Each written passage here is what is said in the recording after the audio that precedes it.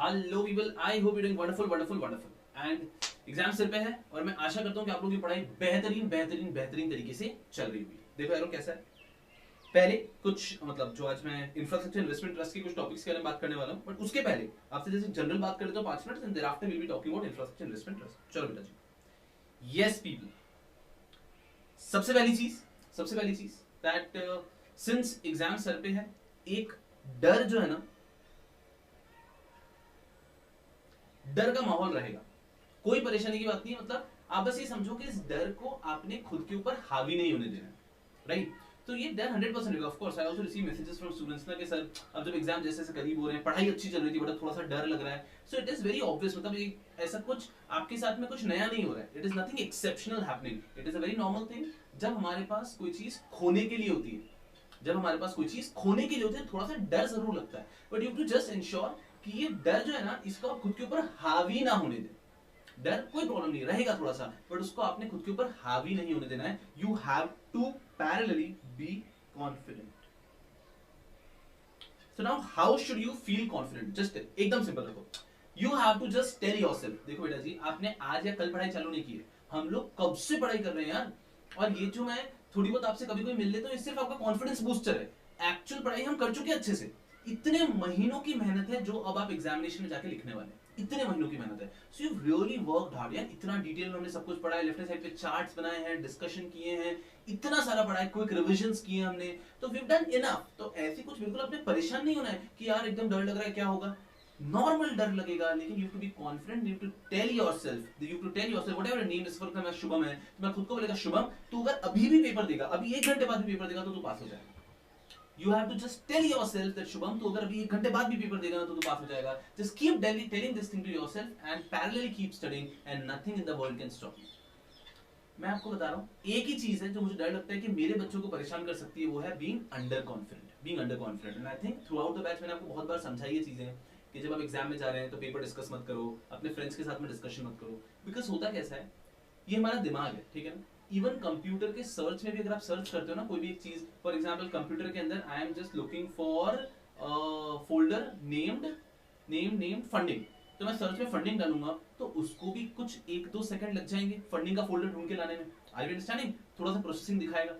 So you have to understand, ये अपना दिमाग है। अपन को कोई भी एक मित्र आता है और सीधे अपने मुंह पे एक टॉपिक फेंक देता है, ठीक है। अरे तो बता प्रेफरेंशियल अलॉटमेंट ऑफ शेयर्स, अभी अपने दिमाग में एकदम से अपन को एकदम से ब्लैंक हो जाता है यार क्या हो रहा है, एंड हमें देन डर लगने लगता है कि अरे मुझे कुछ याद नहीं आ रहा। It doesn't work that way in the examination. In the examination to stay calm, stay cool, there will be a question, you will be thinking okay ये टॉपिक ये है, यहां पे पढ़ा था, okay you will be able to write the answer. So you have to understand, if it all you keep your calm, if you can control your nerve, तो जो इतने समय की मेहनत है ना उसको आप यहाँ पे प्रैक्टिकली इंप्लीमेंट कर पाएंगे। लेकिन अगर आपने थोड़ी सी भी जल्दबाजी और पैनिक कर लिया ना तो इतनी सारी मेहनत इसको आप इंप्लीमेंट नहीं कर पाएंगे। तो मैंने बहुत बार आपको समझाया एकदम शांति से, हाउ टू रिमेन काम, क्या ध्यान रखना है, एकदम मस्ती से बैठना है, बट ये इंप्लीमेंट आपने करना है। तो सिंपल रखो, थोड़ा सा डर लगेगा लेकिन जस्ट टेल योरसेल्फ, भाई मैं अगर अभी भी पेपर देगा, ठीक है ना, तो मैं पास हो जाएगा। Just be confident and trust me, nothing can stop you. अरे बेटा जी, पेपर पास होना बहुत आसान है। आप समझो आपके पेपर्स, अगर मैं बात करता हूँ मॉड्यूल 3 के तीनों सब्जेक्ट की, ठीक है, फंडिंग,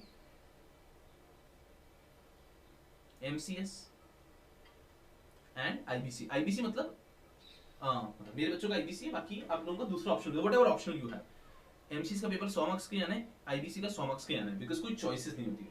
फंडिंग का पेपर आप तकरीबन मान लीजिए 120-125 मार्क्स का पेपर आ जाएगा, 120-125 मार्क्स का पेपर आ जाएगा, जिसमें से you will be writing 100 marks का पेपर, जिसमें से you will be writing 100 marks का पेपर। मैं आपको क्या कह रहा हूँ, मैं आपको इतना वादा दिलाता हूँ कि आप मस्ती से लिख के आओगे 100 मार्क्स, मस्ती से लिख कर आओगे 100 मार्क्स, एंड वहां पे आप कंफर्टेबली 60 स्कोर कर जाओगे।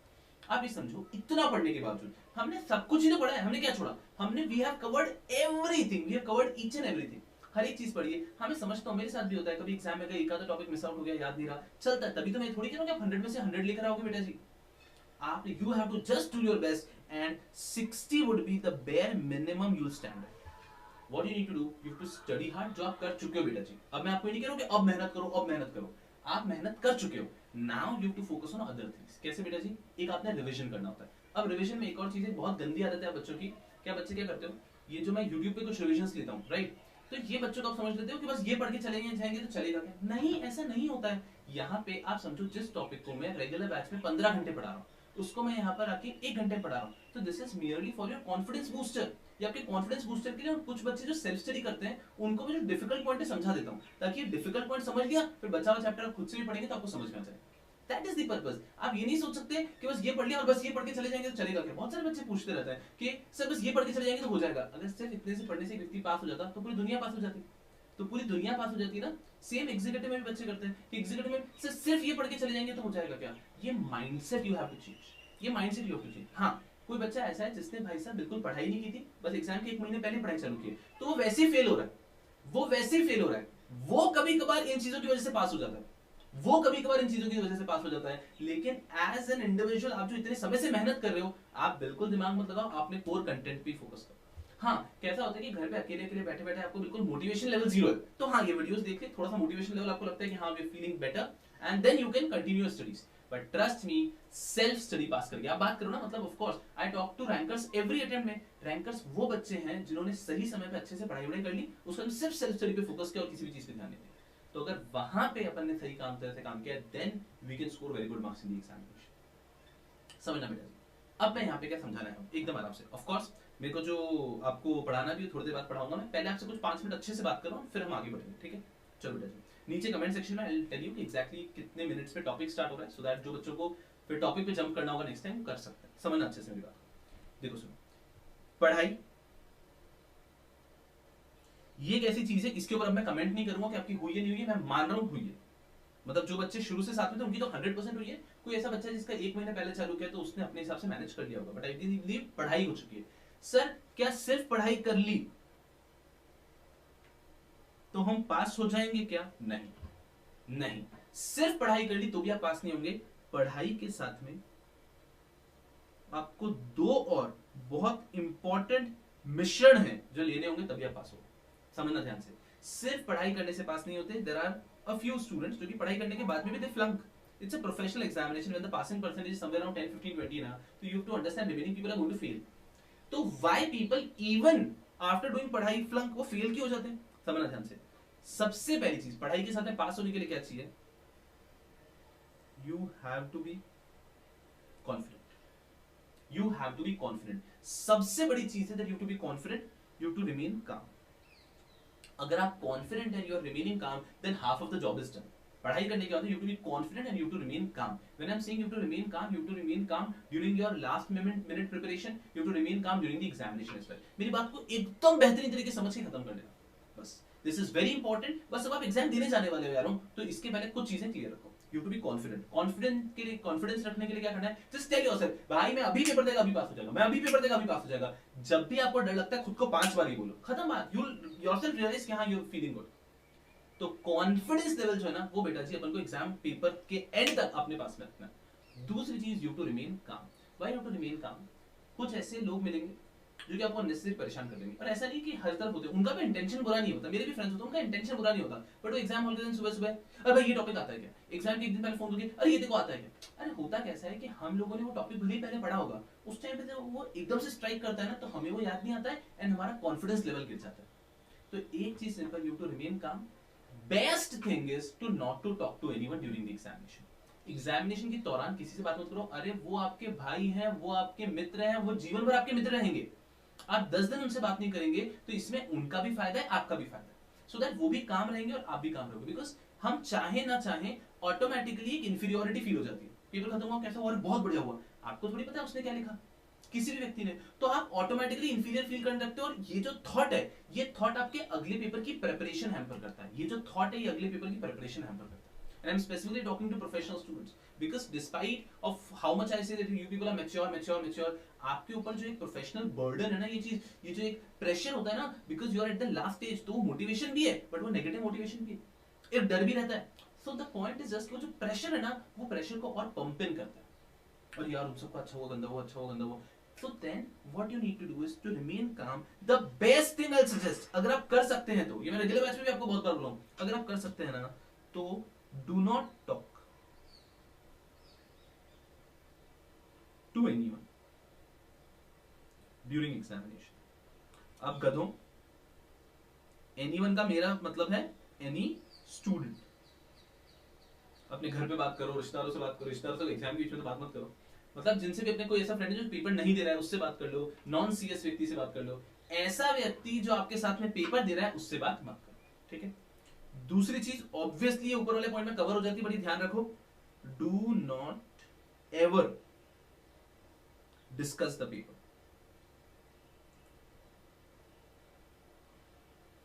किसी भी हालत में दुनिया इधर की उधर हो जाएगी, मैं कह रहा हूं अपने घर वालों की कसम खा लेना कि पेपर डिस्कस नहीं करेंगे, पेपर डिस्कस, मेरे सारे बच्चों को उनकी मतलब अटेम्प्ट की कसम है कि भाई पेपर डिस्कस नहीं करोगे, पेपर डिस्कस नहीं करना, ठीक है। पेपर जैसे ही कंप्लीट होता है बाहर निकले with a smile just tell everyone paper कैसा हुआ, आई एम सैटिस्फाइड, अच्छा हुआ, आई एम सैटिस्फाइड, अच्छा हुआ, आई एम सैटिस्फाइड, अच्छा हुआ। अरे भाई मैंने ये सालों किया है। पेपर मान लो कभी बिगड़ भी गया, होता कैसे बेटा जी कि आपका पूरा पेपर कैसा हुआ है इस बेस पे आप जज नहीं करते हो एग्जाम हॉल के निकलने के बाद कि आप क्या बोलोगे पेपर अच्छा हो रहा होगा। आपका पूरा पेपर ठीक हुआ था, आखिरी के 20 मिनट में आपने कुछ गलती कर दी, तो आप पेपर के बाद निकलते हैं आपका मूड थोड़ा सा मतलब ऐसा बुरा ही रहता है, अरे यार बिगड़ गया पेपर, भाई पेपर बहुत अच्छा हुआ है लेकिन आपको लगता है पेपर बिगड़ गया और इस चक्कर में आप हर को पेपर बिगड़ गया, पेपर बिगड़ गया, पेपर बिगड़ गया, and automatically you also start feeling low, paper बिगड़ गया, एंड इससे हैम्पर होती है आपके अगले पेपर की प्रिपरेशन। मैं आपको क्या बता रहा हूँ, मैं ऐसे एक दो नहीं हंड्रेड्स ऑफ केसेस देखे कि बच्चे ने क्या किया, ये तो बहुत बेवकूफ बच्चे होते हैं, बच्चे ने क्या किया, पेपर देकर आया, उसका पेपर बिगड़ गया, अगला पेपर ही नहीं दिया उसने, पेपर बिगड़ गया, अगला पेपर ही नहीं दिया, जब मार्कशीट आई ना जो पेपर उसको लग रहा था बिगड़ गया है उस पेपर में पास है बच्चा। समझना मेरी बात को ध्यान से, जो मैं आज एक और चीज पे आने वाला हूं, miracles, miracles happen every day. मेरी हैंडराइटिंग में मत जाना, भावों को तो मेरी हैंडराइटिंग अजीब सी आती है। मिरेकल्स हैपन एवरी डे, भाई हर रोज हजारों करोड़ों मिरेकल्स होता है, so just believe in miracle. So अगर कभी कोई ऐसा होता है ना पेपर बिगड़ भी गया है तो बस एक होप रख के अगला पेपर देना, किसी व्यक्ति की पढ़ाई अच्छी से नहीं है तो भी जी जान लगा के अगला पेपर देना। मिरेकल्स हैपन एवरी डे, हर रोज कुछ ऐसी चीजें होती है जिसको हम समझ ही नहीं सकते, तो इस चीज पे हमेशा भरोसा रखो, बिल्कुल लोड मत लो। अरे देखो मेरा क्या मानना है, मैं हमेशा शुरू करता हूँ 100 मार्क्स का लिख कर आना, 100 मार्क्स का लिखकर ही आना है। बहुत सारे ऐसे बच्चे जो ऐसे कहते हैं कि सर हमने तो सिर्फ इतने से का लिखा था फिर भी हम पास हो गए, हो जाते हैं, you never know, miracles happen every day. अपनी तरफ से अपन ने सेफेस्ट साइड पे चलना है कि बुरे से बुरा एग्जामिनर भी हमारी कॉपी चेक करेगा, बुरे से बुरा चेकर भी हमारी कॉपी चेक करेगा, तो भी बेटा जी मैं तो पास होऊंगा, मैं एग्जामिनेशन के साथ निकालूंगा, ये मेरा प्रिपरेशन का तरीका होना चाहिए। अब अंडरस्टैंड, तो जस्ट बिलीव इन इट। तो कभी अगर कुछ एकदम बुरा भी हो जाएगा, कभी एग्जाम हॉल में लेट टाइम पे पहुंचना है, कुछ हो गया लेट पहुंच गया, टेंशन लेना, मेरे पास 2.5 घंटे में 2.5 घंटे में पास हो जाएगा। Miracles happen every day, miracles happen every day. दो चीजें बोलते रहना, बोलते रहना, बोलते रहना। शुभम तू अगर अभी पेपर लिखेगा तो भी पास हो जाएगा, शुभम तू अगर अभी पेपर लिखेगा अभी पास हो जाएगा, and miracles happen every day, and just believe on it. अब सुनना गधे, अगर किसी बच्चे का अटेम्प्ट दूर है तो ये मत ए आज पेपर देगा आज पास हो जाएगा, मिरेकल्स हैपन एवरी डे, नहीं ये नहीं। लेकिन जब जैसे जैसे एग्जाम करीब आ रहा है, एग्जाम में 4 दिन 5 दिन 3 दिन 2 दिन 1 दिन है, डेली खुद को ये बोलते रहो, and just keep yourself motivated and keep yourself confident. खत्म बात, भाई साहब मैं अभी पेपर देगा अभी पास हो जाएगा, and at the end of the day miracles happen every day, खत्म बात। तो मेरे साथ अगर कभी कुछ बुरा भी हो गया तो भाई मिरेकल्स होते हैं, मैं पास हो जाएगा, हमसे कोई परेशानी की बात नहीं, मैंने इतनी मेहनत की, मैंने इतनी मेहनत की। तो जस्ट ध्यान रखना कि सिर्फ पढ़ाई से नहीं होता, पढ़ाई के साथ में you have to be confident and you have to remain calm. Sir ये जब दूसरा एक और बॉक्स क्यों छोड़ दिया, फिर आपने सब बातें तो बता दी, नहीं, you have to ensure on your presentation part. बेटा जी सिर्फ पढ़ाई करके क्या पास हो जाते हैं ना, तो बहुत बच्चे पास हो जाते हैं। तो आपको ध्यान रखना है, आपको पढ़ाई के साथ साथ ये जो दो और एलिमेंट है ना, इस पे भी ध्यान रखना है। You to be confident in calm, ये आई गेस मैंने बात समझा दी, इतना ध्यान रखो। क्या एग्जाम में पानी की बोतल लेके जाओ, अगर आपको भी एकदम से ऐसा हाई ऐसा फील हो रहा है ना, तो पानी की बोतल लो, एक सिप लो पानी का, you'll feel automatically comfortable and focus on the next question। And paper हमेशा कैसे लिखना चाहिए मैं आप बात नहीं करूंगा, कितनी बार बता दिया आपको कि पेपर लो, जो सबसे आपको क्वेश्चन आसान लगते हैं उनसे शुरू करो, वो पहले अच्छे से कर लो, पहले 1.5-2 घंटे में स्कोरिंग पार्ट कर लो, and thereafter you can go head to the remaining part of the paper. ऐसा तो हमेशा पेपर में सुनो, प्रोफेशनल बीकॉम का पेपर नहीं दे रहे हो, पेपर ठोको ओ सब कुछ आता है मुझे तो मैं भगवान है, ऐसा कभी नहीं होगा, ऐसा कभी नहीं होगा। जब आप सीएस का पेपर लोगे ना तो 100% पेपर में कुछ ऐसे क्वेश्चन होंगे जो आपको नहीं आते होंगे, बिकॉज जिसने पेपर बनाया है वो भी तो कोई गधा नहीं है, बहुत स्मार्ट, आपसे 10 गुना स्मार्ट व्यक्ति बैठा है जिसने पेपर बनाया। तो जब उसने पेपर बनाया वो 100% कुछ बाउंसर क्वेश्चन देगा कि देखते हैं स्टूडेंट इसे कैसे हैंडल करता है, देखते हैं स्टूडेंट इसे कैसे हैंडल करता है। Are you understanding? तो मेरी बात को समझना, 100% ऐसा कभी-कभी होगा, ऐसा कभी-कभी होगा कि पेपर में कुछ बहुत ही ऐसे डिफिकल्ट आ गया, पेपर में कुछ ऐसी चीज आ गई जो हमें बिल्कुल भी आती ही नहीं है, but still you have to handle that ना, you have to handle that, you do not have any option, आपके पास कुछ ऑप्शन ही नहीं है, आपको उसे हैंडल करना है। तो यू टू अंडरस्टैंड भाई मेरे साथ नहीं सबके साथ हो रहा है, जस्ट बी नॉर्मल, अरे मैं कर लेगा, जस्ट बी कॉन्फिडेंट। तो पेपर में 1-2 क्वेश्चन ऐसे आने ही हैं जो आपके एकदम चेक कर लेगा आपको, राइट। और आपने पास्ट पेपर प्रैक्टिस किया तो आपने देखा ही होगा कि कुछ क्वेश्चन ऐसे हो रहे हैं यार, you can not even imagine ऐसे क्वेश्चंस आ गए। So you have to be prepared for that. Simple रहो, कोई प्रॉब्लम नहीं। आ गया ना, पहले में 80 मार्क्स पे फोकस करेगा, लास्ट में इस पे आएगा।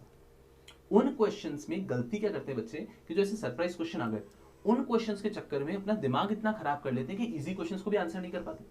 तो आपको यही तो मैनेजमेंट है। सीएस एक ऐसी डिग्री है जो आपको इंस्टीट्यूट आपसे मिले बिना दे देता है।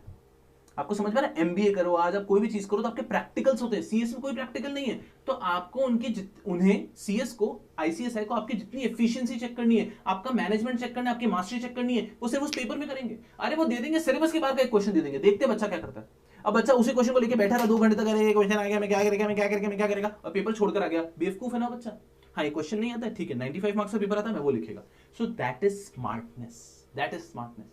ICSI does it all the time, you never know. अरे भाई साहब, 1-2 बार आईसीएसआई ने एग्जीक्यूटिव में प्रोफेशनल के क्वेश्चन पूछ लिए। अरे पूछ लिए, उसका प्रोफेशनल एग्जीक्यूटिव के सिक्योरिटीज लॉ में तो आईसीएसआई आए दिन ऐसा करता है कि एक आधा क्वेश्चन तो ऐसा देगा जो कि मॉड्यूल का कहीं है ही नहीं, कहीं पे भी नहीं है। एक बार आईसीएसआई ने क्रेडिट रेटिंग पूछ ली कि ये ABCD प्लस माइनस की क्रेडिट रेटिंग बताओ, मॉड्यूल में भी नहीं है।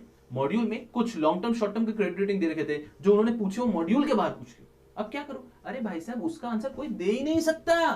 तो you have to be smart enough कि 3 मार्क्स का क्वेश्चन है, बट नहीं, बच्चे उसी पे बैठे, मेरे को कैसे नहीं आता, मेरे को कैसे नहीं आता, कहीं ना कहीं तो पढ़ा होगा, सोचा होगा, और उस चक्कर में रिमेनिंग पेपर बिगाड़ के। So you have to understand that ICSI is going to check it all. Paper देखो और समझ जाओ, अरे ये धोखाधड़ी वाला क्वेश्चन है, ये हमें एकदम कंफ्यूज करने के लिए दिया है, ये हमारा दिमाग खराब करने वाला क्वेश्चन है, मैं इसको सर्कल कर दूंगा, इसको मैं लास्ट के 1 घंटे में देखूंगा। आईसीएसआई की चाल में नहीं फंसूंगा मैं कि ये जो मुझे कंफ्यूज करने वाला क्वेश्चन है इसके कारण मैं बाकी पेपर बिगाड़ लूं। नहीं, मैं नहीं बिगाड़ने वाला, बाकी गधे बिगाड़ेंगे, मैं नहीं बिगाड़ने वाला। इस क्वेश्चन को मैंने सर्कल मार्क किया, आखिरी के 1 घंटे में देखूंगा। अभी मैं फोकस कर रहा हूं उस पेपर पे जो मैं अच्छे से आता है मुझको। जस्ट फोकस ऑन दिस, एकदम सिंपल सा। So you have to understand that there are certain things which are going to happen in the examination. Just work on it. Second box होता है presentation. Presentation से मेरा कतई मतलब handwriting का नहीं है। दूसरी चीज, मेरे जैसे व्यक्ति को कोई हक नहीं बनता है कि आपके हैंडराइटिंग पे कोई कमेंट करे। I am talking about presentation. That ensure that paper एकदम सुंदर से लिखो। सुंदर का मतलब है भाई कीवर्ड्स अंडरलाइन करो, हर एक क्वेश्चन फ्रेश पेज से चालू करो। अब एक क्वेश्चन आता है कि सर अगर मान लो एक क्वेश्चन 2-2 मार्क्स के तो हर एक पेज, अरे नहीं गधो, 2-3 मार्क्स के क्वेश्चन तो उसी पेज पे कर लो, लेकिन अगर 4-5 मार्क्स से उससे ज्यादा के क्वेश्चन हैं तो नए पेज से चालू करो, और सब क्वेश्चंस फिर भी उस पेज पे कर लिया चलेगा। बट अगर एक फ्रेश क्वेश्चन है पूरा, राइट, तो फ्रेश क्वेश्चन नेक्स्ट पेज से चालू करो, कीवर्ड्स को टाइम टू टाइम अंडरलाइन करो। सो इस तरह की कुछ चीजें जो आपने अच्छे से प्रेजेंटेशन बनाते हुए चलिए। कोई मौका मिल रहा है किसी क्वेश्चन, चार्ट बना दो, राइट। सो कोशिश ऐसा करो कि एकदम बेहतरीन तरीके से पेपर लिखना चाहिए। तो presentation is again something which is going to matter a lot. कभी ऐसा मत करो कि हाँ लिख के आ जाने चलेगा, नहीं चलेगा। एकदम अच्छे से रखना है, शुरू से स्पीड बना के रखो। 100 मार्क्स का पेपर लिख कर आना है, मतलब लिख कर आना है। अब समझो ये वीडियो अगर आपने देखा ना, तो इसको एक और बार देख लेना, और एक जो मैंने बोला टिप्स उसको पेन डाउन कर लेना कहीं पे कि ये भी करना है, पानी की बॉटल लेके जानी, रुमाल लेके जाना, ये सर ने बोला है। तो जो बात बोला उसको एक जगह पेन डाउन करते जाना, अगली बार 2x पे देख के कर लेना। बट एंश्योर कि भाई साहब खुद इतनी तैयारी के साथ जाने के हम फोड़ के आएंगे। अगर ये तीनों चीजें आपने कर रखी ना, तो दुनिया की कोई ताकत आपको पास होने से नहीं रोक सकती। Are you understand? दुनिया की कोई ताकत आपको पास होने से, और मुझे कॉन्फिडेंस है आप लोग फोड़ दोगे। मतलब मेरे को आप पे इतना कॉन्फिडेंस है कि मैं अभी ठोक के बोल सकता है कि जिस दिन रिजल्ट आएगा ना बच्चों का, 25 फरवरी को आपका रिजल्ट आएगा, 25 फरवरी को मैं कम से कम मैं लिमिटलेस बच्चों के साथ सेलिब्रेट कर रहा हूँ कि भाई साहब आप पास हुए हो। अब कोविड के कारण हो सकता है हम वर्चुअली सेलिब्रेट करें, और मैं आपको कह रहा हूं कि आप में से इतने रैंकर्स आने वाले हैं ना कि लिमिटलेस रैंकर। मैं आपको कह रहा हूं टॉप 10 के अंदर अपने रैंकर आने, इसमें मैं श्योर हूं। I know, I am very sure, but you have to ensure कि आप कुछ बेवकूफी करके वो गवा के नहीं है, आप कोई बेवकूफी करके वो गवा के नहीं है। और मेरे लिए भाई साहब जो रैंकर है उसकी भी इज्जत उतनी है, जो बच्चा पास हुआ उसकी भी इज्जत उतनी है, और जिसने जी जान से मेहनत किया उतनी उसकी भी इज्जत उतनी है। सबको सलाम है मेरी तरफ से। यू टू एंश्योर कि अपना काम है, मेहनत करना, वो अपन ने करनी है अपने एंड से, जो होगा रिजल्ट देखा जाएगा। बस इनमें से कहीं भी अपन को कमी नहीं छोड़नी, right. So I hope you clear. 2 चीजें खुद को बोलते रहनी है। 1, शुभम बेटा तू अभी पेपर देगा। अब कुछ ना घर पे अकेले मत बोलना, हाँ शुभम तो पेपर, अरे बेटा जी जो भी आपका नाम है, आपका नाम रश्मि है, रश्मि तो अभी पेपर देगी तो अभी पास हो जाएगी। आपका नाम रितेश, रितेश तो अभी पेपर देगा अभी पास हो जाएगा। क्लियर है? तो just be confident and tell yourself, Akash तो अभी पेपर देगा अभी पास हो जाएगा, गोपाल तो अभी पेपर देगा अभी पास हो जाएगा। Are you understanding? सो जो आपको लगता है ना भाई साहब कि खुद को मोटिवेट करते हुए रहना है कि मैंने अभी पेपर दिया ना तो मैं अभी पास हो जाऊंगा, with that confidence. Are you understand? और इससे मार्क्स लाऊंगा कि दीवाने कर दूं। कुछ बच्चे से मॉड्यूल 3 दे रहे हैं, अरे भाई साहब मॉड्यूल 3 तो मॉड्यूल 3 में मैं इतने मार्क्स लाऊंगा ना कि पागल हो जाएंगे लोग। 70, 75, 80 ऐसे मार्क्स चाहिए। तो इस माइंडसेट से आगे बढ़ना है, क्लियर है? तो एक चीज खुद का नाम लेके बोलनी है कि शुभम तू अभी पेपर देगा, अभी पास हो जाएगा, ये कॉन्फिडेंस देगा, कभी बोलोगे you will realise the difference. And second, जब भी बोला मिरेकल्स हैपन एवरी डे, मेरा काम है मैं मेरा बेस्ट देकर आऊंगा, बाकी देखा जाएगा। Miracles happen every day. Okay बेटा जी, चलो तो एक एस्पेक्ट ये हो गया कि आपने किस तरह से तैयार रहना है, ठीक है। दूसरी चीज कि फंडिंग की पढ़ाई कैसे करनी है, ठीक है। फंडिंग को लेकर, क्योंकि एमसीएस और एमबीसी को लेकर मैं इनफ बात कर चुका हूँ, फंडिंग की बात कर रहा हूँ। देखो सुनो, सेल्फ स्टडी के टाइम पे ध्यान रखो, सबसे पहले पेपर है फंडिंग एंड लिस्टिंग, ठीक है। 2 बाइफरकेशन है, 60 मार्क्स का है फंडिंग और 40 मार्क्स का है लिस्टिंग। ये जो 40 मार्क्स का ना, इसमें सिर्फ 4 चैप्टर्स है। ये जो 40 मार्क्स का है ना, इसमें सिर्फ मात्र केवल 4 चैप्टर है। भाई साहब ये जो 4 चैप्टर है ना, इसको तो खा जाना है। तो जब भी फंडिंग की तैयारी करने बैठो ना, पहले 4 चैप्टर को पूरा एंडलेसली कंप्लीट कर लो, बिकॉज ये एग्जाम में कितने मार्क्स का आएगा, 40, ठीक है। तो अगर मैं इंपॉर्टेंस लेवल बोलूं, इंपॉर्टेंस लेवल से बोलूं, ठीक है, तो इंपॉर्टेंस लेवल से समझना कि आपके लिए सबसे पहले चैप्टर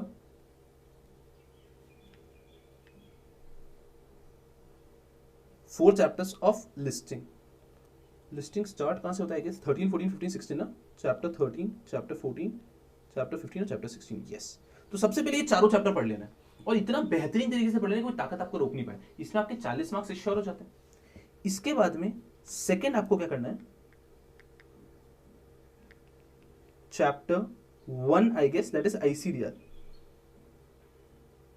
फिर आपको चैप्टर 1 फोड़ देना, आईसीडीआर। बेटा जी मैं आपको क्या कह रहा हूं, मेरे हिसाब से, मेरी अपेक्षा अगर इसके हिसाब से चले, ये एग्जाम में आ गया 40 मार्क्स का, मेरे हिसाब से आईसीडीआर एग्जाम में आ जाएगा 15 मार्क्स का मिनिमम, 15 मार्क्स का आईसीडीआर आ जाएगा एग्जाम में। तो अगर 15 मार्क्स का आईसीडीआर आ जाता है तो भाई साहब 40, 50, 55 तो यही होगा ना, 55 तो यही होगा ना। इसके बाद में थर्ड पे आएंगे आपके, सुनना, थर्ड पे आपने करना है chapter number 4 to 12. 4 to 12 are comparatively smaller chapters. Comparatively smaller chapters and scoring chapters. ये स्कोरिंग है, इजी आता है। अपन ने न्यूमेरिकल भी पढ़ लिया, न्यूमेरिकल वीडियो मैंने यूट्यूब पे भी डाला, गधे कोई बोलना बाद में देखा नहीं था, तो अच्छे से न्यूमेरिकल पेपर ने कवर किए। पास पेपर एनालिसिस भी फंडिंग का मैंने डाल रखा है, तो पास पेपर एनालिसिस भी फंडिंग का है यूट्यूब पे, और न्यूमेरिकल भी है। कहीं किसी को गधे को नहीं मिले तो इंस्पायर एकेडमी के प्लेलिस्ट में जाना है, target December 2020 and CS professional ऐसा कुछ है, उसमें आपको मिल जाएगा सब, ठीक है। ध्यान रखना, गधो ऐसा मत करना। फिर ये पढ़ लेना है, और उसके बाद में लास्ट में आपने पढ़ना है चैप्टर 2 and 3। 2 and 3 कौन सा है, real estate investment trust and infrastructure investment trust. Actually ये बहुत ही एज एन खतरनाक चैप्टर है, बट आपके सिलेबस में थोड़े लिमिटेड तरीके से दिए, इसलिए तो इनसे एग्जाम में क्या 1-5 मार्क्स का क्वेश्चन मैं अपेक्षा कर सकता हूँ, तो ठीक है। तो इसके लिए इस पे ज्यादा दिमाग खराब नहीं करना। कुछ बच्चे क्या करते हैं, रीड और इंफ्रास्ट्रक्चर शुरू करते हैं, मतलब वो फंडिंग पहले आईसीडीआर से शुरू किया, फिर रीड इंफ्रा, वहीं पे खत्म हो गई, हिम्मत धराशायी, डन। नहीं, गलती मत करो, ठीक है।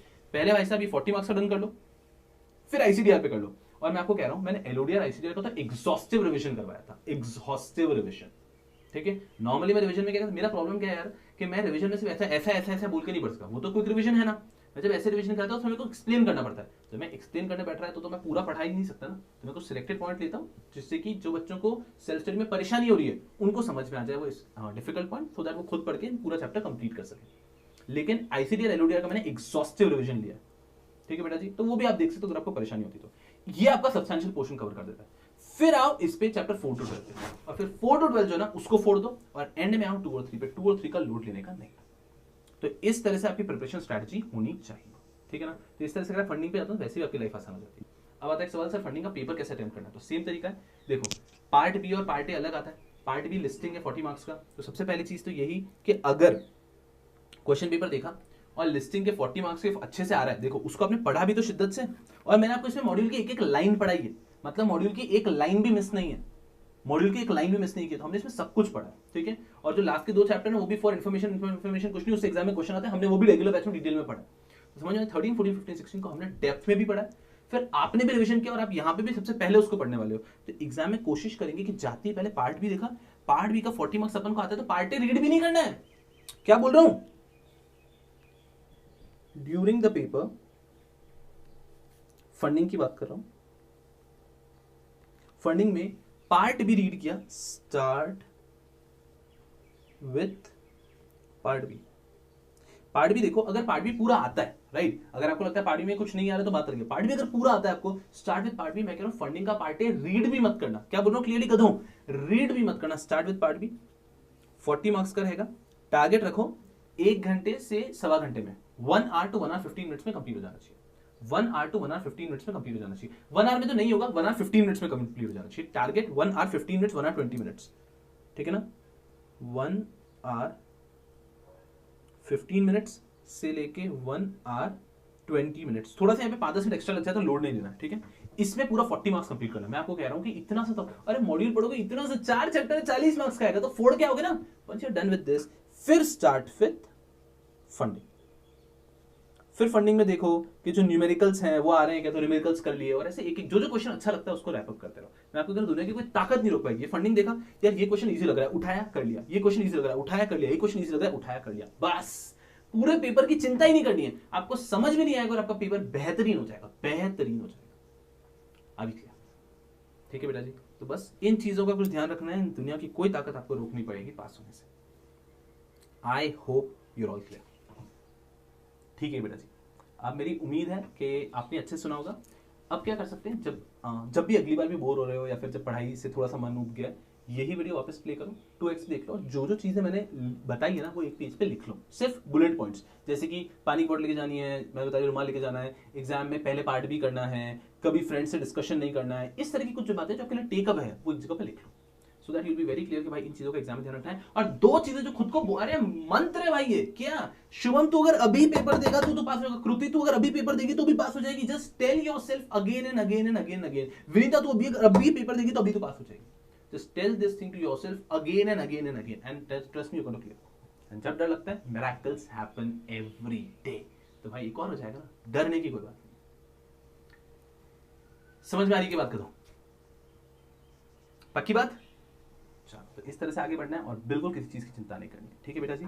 जो सेल्फ स्टडी वाले बच्चे उनके लिए वैसी बहुत सारी चीजें हम लोग डिस्कस पहले कर चुके हैं यहाँ पे, ठीक है। अब ये हो गया मेरा एक जनरल डिस्कशन में, चाहता सब बच्चे देखें। अब मैं चाहता हूं कि अब मैं कुछ बात करने वाला हूं अबाउट इंफ्रास्ट्रक्चर इन्वेस्टमेंट ट्रस्ट। समझना ध्यान से, इंफ्रास्ट्रक्चर इन्वेस्टमेंट ट्रस्ट। सिंस ये कैसा है कि ऐसे ही कुछ बच्चों को ये टॉपिक थोड़ा सा परेशान कर देता है, ये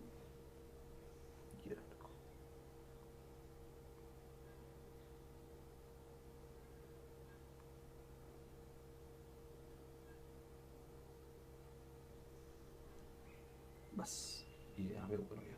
यस बेटा जी, कुछ बच्चों को टॉपिक परेशान करता है, इस बारे में डिस्कशन करने वाला हूँ। लेकिन सुनो, मेरा सजेशन है जो रेगुलर बैच स्टूडेंट्स है ना वो यहाँ पे टाइम वेस्ट मत करो। मैं क्या करने वाला हूँ मैं आपको पहले ही बता देता हूँ, फोकस करो अच्छे से। Why is this coming like this? Wait, we'll work on this. ये है all. Yes, focus here. So understand very carefully. जो रेगुलर बैच बच्चे हैं, I would not want you to waste time here. मैं आपको पहले बता रहा हूँ क्या करने वाला हूँ। सबसे पहले रियल एस्टेट इन्वेस्टमेंट ट्रस्ट का हमने डिस्कशन कर लिया, ठीक है। तो इंफ्रास्ट्रक्चर इन्वेस्टमेंट ट्रस्ट और real estate investment trust more or less common है, बहुत चीजें कॉमन है।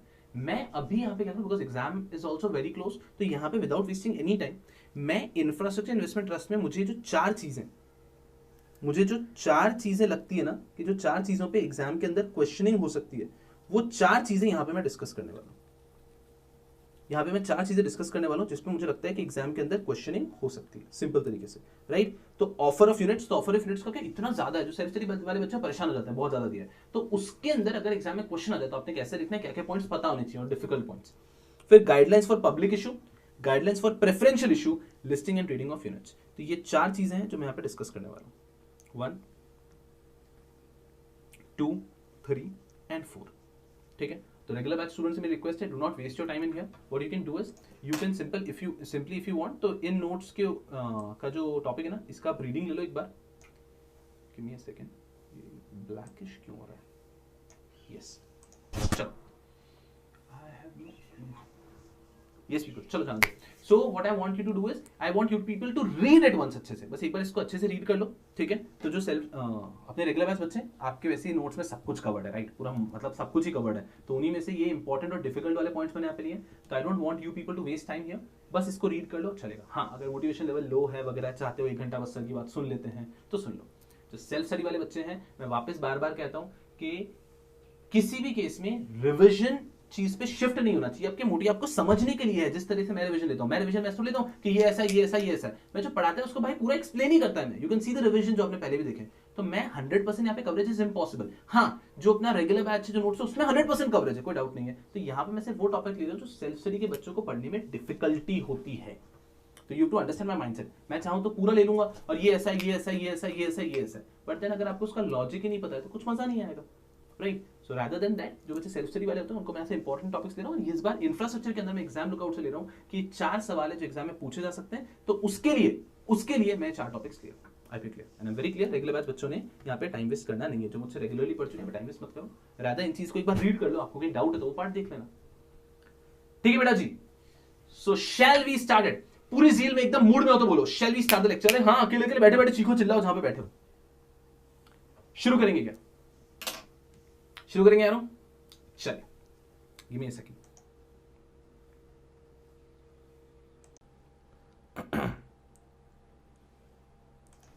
यस पीपल, चलिए। So now we talking about revision of infrastructure investment trust CS professional. कैसे क्या होगा रिवीजन इस समय बता चुका हूं, समझ अच्छे से। अगर मैं चैप्टर की बात करता हूं infrastructure investment trust,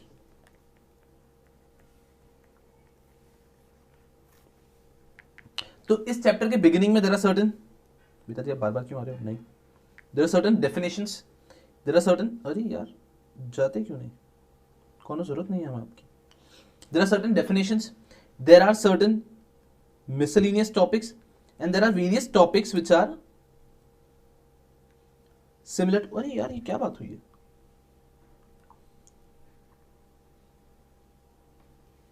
There are various topics which are similar to real estate investment trust। ठीक है बेटा जी, तो ऐसे कुछ प्रकार के टॉपिक्स हैं इनिशियली। अरे यार ऐसे मत करो यार, मत परेशान करो मुझे, पहले तो कभी नहीं आता था यार। तो मैं जब भी नीचे करूंगा बार बार आएगा क्या? ऐसे थोड़ी काम चलेगा। चलो देखते हैं। So there are certain definitions miscellaneous similar to real estate investment trust. तो ऑफ कोर्स पहली चीज तो बेटा जी कि कोई व्यक्ति ये देख रहा है तो उसके पहले उसने रीड मेरा अच्छे से देखा हुआ है, और किसी को लगता है कि बहुत गैप हो गया तो रीड का रिवीजन करने के बाद में ये देखें तो the understanding level would be better. चलो, तो वो सारी चीजें हैं शुरुआत के अंदर। फिर आता है इसके अंदर कुछ ऐसे टॉपिक्स जो बालक को थोड़े से परेशान करते हैं, क्योंकि हम नोट मॉड्यूल में देखेंगे, नोट्स में देखेंगे तो बहुत ही ज्यादा वहां पे दिया हुआ है। जैसे कि ऑफर ऑफ यूनिट्स कि इंफ्रास्ट्रक्चर इन्वेस्टमेंट ट्रस्ट के यूनिट्स कैसे ऑफर किए जाते हैं। उसके बाद में there are guidelines for public issue, thereafter there are guidelines for preferential issue, मतलब जो प्राइवेट प्लेसमेंट करते हैं हम। तो रियल एस्टेट इन्वेस्टमेंट ट्रस्ट की बात अलग है, इंफ्रास्ट्रक्चर इन्वेस्टमेंट ट्रस्ट में आप शुरुआत में दोनों में से कुछ भी कर सकते हैं। तो guidelines for public issue, guidelines for preferential issue, दोनों की गाइडलाइंस है। And thereafter comes listing and trading.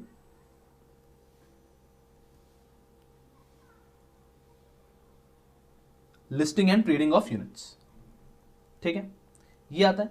फिर इनमें वापस कुछ मिसलेनियस चीजें आती है, जैसे कि डीलिस्टिंग आता है, यहां पे फिर आता है कुछ मेंबर्स की मीटिंग के बारे में आता है। तो कुछ ऐसे टॉपिक्स यहां पे वापस जो रीड से सिमिलर हैं, कुछ ऐसे टॉपिक्स हैं जो कि बहुत इजी है ऐसे। तो यहाँ पे कुछ ऐसे टॉपिक्स वापस मिसलेनियस में आते हैं। यहाँ पे डिस्ट्रीब्यूशन वगैरह का भी रूल्स आते हैं, but that is not much relevant. But हाँ, एक बार आपने पढ़ लिए तो अच्छी बात है बस। तो अगर मैं बात करता हूं इंफ्रास्ट्रक्चर इन्वेस्टमेंट ट्रस्ट की, तो शुरुआत का भी एस्पेक्ट है और एंड का भी कुछ एस्पेक्ट है, लेकिन मैं यहां पर डिस्कस करने वाला, जैसे कि मैंने बताया, ये 4 चीजें 1 2 3 एंड 4। तो ये 4 चीजें अगर किसी बच्चे को परेशान कर रही होगी तो वो यहां पे once and for all issue resolve हो जाएगा। चलिए, I don't know why there's this light coming up here,